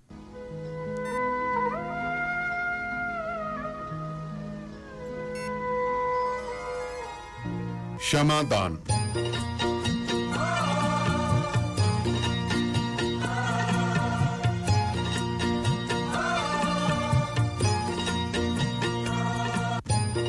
ਬਾਈ ਜੀ ਨਵੀਂ DD15 ਚਲਾਉਂਦੇ ਜਾਂ ਬੇਕਾਰ Max Force, Cummins ISX, Volvo, Mercedes Sprinter ਜਿਹੀ ਮੋਟਰ ਹੋਵੇ, ਤੇਲ ਹੋਰ ओरिजिनल ਫਿਲਟਰ ਤਾਂ ਚੇਂਜ ਕਰਾਉਣਾ ਹੀ ਆ ਜਾਓ ਫਿਰ quick truck lube. Truck servicing, ਵਾਹ ਭਾਈ ਵਾਹ, ਕੋਈ ਅਪਾਇੰਟਮੈਂਟ ਨਹੀਂ, ਡਰਾਈਵ ਥਰੂ ਫੈਸਿਲਿਟੀ ਯੂਜ਼ ਕਰੋ। 2 ਲੋਕੇਸ਼ਨਸ ਤੁਸੀਂ ਜਾਣਦੇ ਹੀ ਹੋ, ਐਗਜ਼ਿਟ 268 ਔਨ ਹਾਈਵੇ 401 ਔਰ exit 5 on QEW। Quick truck lube, ਖੁਸ਼ ਹੋ ਕੇ ਪਰਤੋਗੇ। ਮੰਨ ਲਓ 519-622 0660 5196220660 QTL, because we care. ਓਏ ਮੇਰੇ ਵੀਰ, ਮੈਨੂੰ ਬਸ ਇੱਕ ਗੱਲ ਦੱਸ ਦੇ ਵੀ ਆ ਜਿਹੜੀ ਤੂੰ ਟਰੈਵਲਿੰਗ ਕਰਦਾ ਤੇ ਉਹਦੇ ਤੋਂ ਬਾਅਦ ਫਰੈਸ਼ ਰਹਿਣਾ, ਇਹਦਾ ਰਾਜ਼ ਕੀ ਹੈ? ਇਹਦਾ ਰਾਜ਼ ਹੈ Arlington fuel stop. Arlington fuel stop 1801 pioneer street highway exit 208 ਤੇ, ਜਿੱਥੇ ਤੁਹਾਨੂੰ ਫ੍ਰੀ ਕਾਫੀ, free fax service, free truck parking, ਰੋਟੀ, ਠੇਕਾ, ਲਾਂਡਰੀ, ਸ਼ਾਵਰ ਤੇ ਟਰੱਕਾਂ ਦਾ ਹੋਰ ਵੀ ਸਾਮਾਨ ਆਸਾਨੀ ਨਾਲ ਮਿਲੇਗਾ। ਹੁਣੇ ਕਾਲ ਕਰੋ 360 652 6066 ਯਾਨੀ 3606526066। ਇਹ 2 ਲੋਕੇਸ਼ਨਾਂ ਤੋਂ ਸੇਵਾਵਾਂ ਪ੍ਰਦਾਨ ਕਰਦੇ ਨੇ। Second location Lost Hill travel centre 14814 ਐਲੋਮ street, Lost Hills. Phone number 661 797 2354। ਉਹ ਯਾਰ ਕੀ ਸੁਪਨੇ ਦੇਖੇ ਸੀ ਕੈਨੇਡਾ ਆਉਣ ਤੋਂ ਪਹਿਲਾਂ? ਉਹ ਸੁਪਨੇ ਪੂਰੇ ਕਰਨੇ ਆ ਤਾਂ ਡ੍ਰੀਮ ਲਾਈਨਰ ਐਕਸਪ੍ਰੈਸ ਵਾਲਿਆਂ ਨੂੰ ਕਾਲ ਕਰ। ਜੀ ਹਾਂ, ਡ੍ਰੀਮਲਾਈਨਰ express company Calgary Alberta Canada, ਜਿਨ੍ਹਾਂ ਨੂੰ ਸਾਫ਼ ਸੁਥਰੇ ਰਿਕਾਰਡ ਤੇ 2 ਸਾਲਾ ਤਜਰਬੇ ਵਾਲੇ ਡਰਾਈਵਰਸ ਦੀ ਲੋੜ ਹੈ। ਇਹਨਾਂ ਕੋਲ ਕੈਲਗਰੀ ਅਲਬਰਟਾ ਤੋਂ ਕੈਲੀਫੋਰਨੀਆ ਤੇ ਐਰੀਜ਼ੋਨਾ ਦੇ ਸਿੱਧੇ ਰਨ। ਇਹਨਾਂ ਕੋਲ ਡਰਾਈ ਤੇ ਰੀਫਰ ਲੋਡ ਵੀ ਹੈ। ਹੋਮ ਰਿਟਰਨ ਵਿਦਿਨ 5 ਡੇਜ਼, ਬਾਈ ਵੀਕਲੀ ਤੇ ਚੰਗੀ ਤਨਖਾਹ ਦਿੰਦੇ ਆ। ਔਰ ਹਾਂ, ਸਿੰਗਲ ਤੇ ਟੀਮਸ ਦੋਨਾਂ ਨੂੰ ਹਾਇਰ ਕਰਦੇ ਨੇ। ਵਧੇਰੇ ਜਾਣਕਾਰੀ ਲਈ ਕਾਲ 4034049501 4034049501। ਡ੍ਰੀਮਲਾਈਨਰ express company Calgary Alberta Canada. Bathinda ਦੀ ਗ੍ਰੀਨ ਸਿਟੀ ਦੀ ਅਪਾਰ ਸਫਲਤਾ ਤੋਂ ਬਾਅਦ ਹੁਣ ਪੇਸ਼ ਹੈ ਕਨ੍ਹਈਆਜ਼ ਗ੍ਰੀਨ ਸਿਟੀ, ਜਿੱਥੇ ਸਿਕਿਉਰਿਟੀ ਦੇ ਪੁਖਤਾ ਪ੍ਰਬੰਧ, ਖੁੱਲੀਆਂ ਸੜਕਾਂ, ਹਰਾ ਭਰਾ ਵਾਤਾਵਰਣ, ਬਿਜਲੀ ਦੀਆਂ ਅੰਡਰਗਰਾਉਂਡ ਤਾਰਾਂ ਅਤੇ ਖੂਬਸੂਰਤ ਫੁੱਲ ਪੌਦੇ। ਲੈਂਡਸਕੇਪਿੰਗ ਅਤੇ ਨਿਰਮਾਣ ਕਾਰਜ ਚੱਲ ਰਹੇ ਨੇ ਤੇਜ਼ੀ ਨਾਲ। ਇਸ ਤੋਂ ਪਹਿਲਾਂ ਕਿ ਸਾਰੇ ਪਲਾਟ ਬੁੱਕ ਹੋ ਜਾਣ, ਸੰਪਰਕ ਕਰੋ 8556002064 ਅਤੇ 8556 02071। ਟਰੱਕਿੰਗ ਵਾਲੇ ਵੀਰੋ ਧਿਆਨ ਨਾਲ ਸੁਣੋ। ਟਰੱਕ ਜਿੱਦਾਂ ਦਾ ਵੀ ਚਲਾਉਨੇ ਹੋ, ਮੈਨੂਅਲ ਜਾਂ ਆਟੋਮੈਟਿਕ, ਕੁਇਕ ਟਰੱਕ ਲਿਊਬ ਚੇਤੇ ਆਹੀ ਨਾ ਰੱਖਿਓ। ਟਰੱਕ ਦੀ ਵਧੀਆ ਸਰਵਿਸ ਲਈ ਕੁਇਕ ਟਰੱਕ ਲਿਊਬ। ਲਓ ਜੀ, ਤੀਜੀ ਲੋਕੇਸ਼ਨ ਵੀ ਖੋਲਤੀ ਆ, ਐਗਜ਼ਿਟ 579 ਫਰਮ ਹਾਈਵੇ 401 ਇਨ ਨਾਪਨੀ। ਆਹੋ ਜੀ, ਕੋਈ ਅਪਾਇੰਟਮੈਂਟ ਨਹੀਂ, drive through facility. Exit 579 firm highway 401 in ਨਾਪਨੀ। Quick truck lube, the one stop shop, 5196220660 ਜਾਂ quicktrucklube.com। QTL, because we care.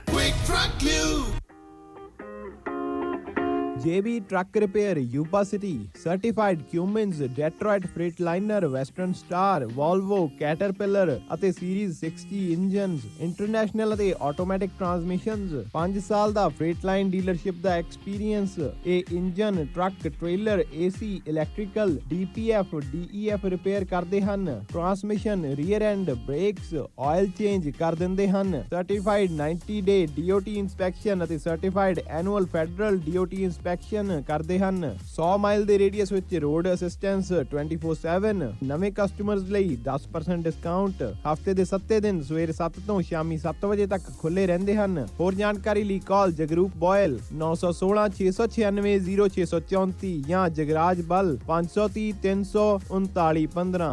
Address 3894 rail road avenue, Yuba city. ਇੱਥੇ ਹੁਣ ਟਰੱਕਾਂ ਦੇ ਯੂਜ਼ਡ ਤੇ ਬ੍ਰਾਂਡ ਨਿਊ ਟਾਇਰ ਵੀ ਮਿਲਦੇ ਹਨ।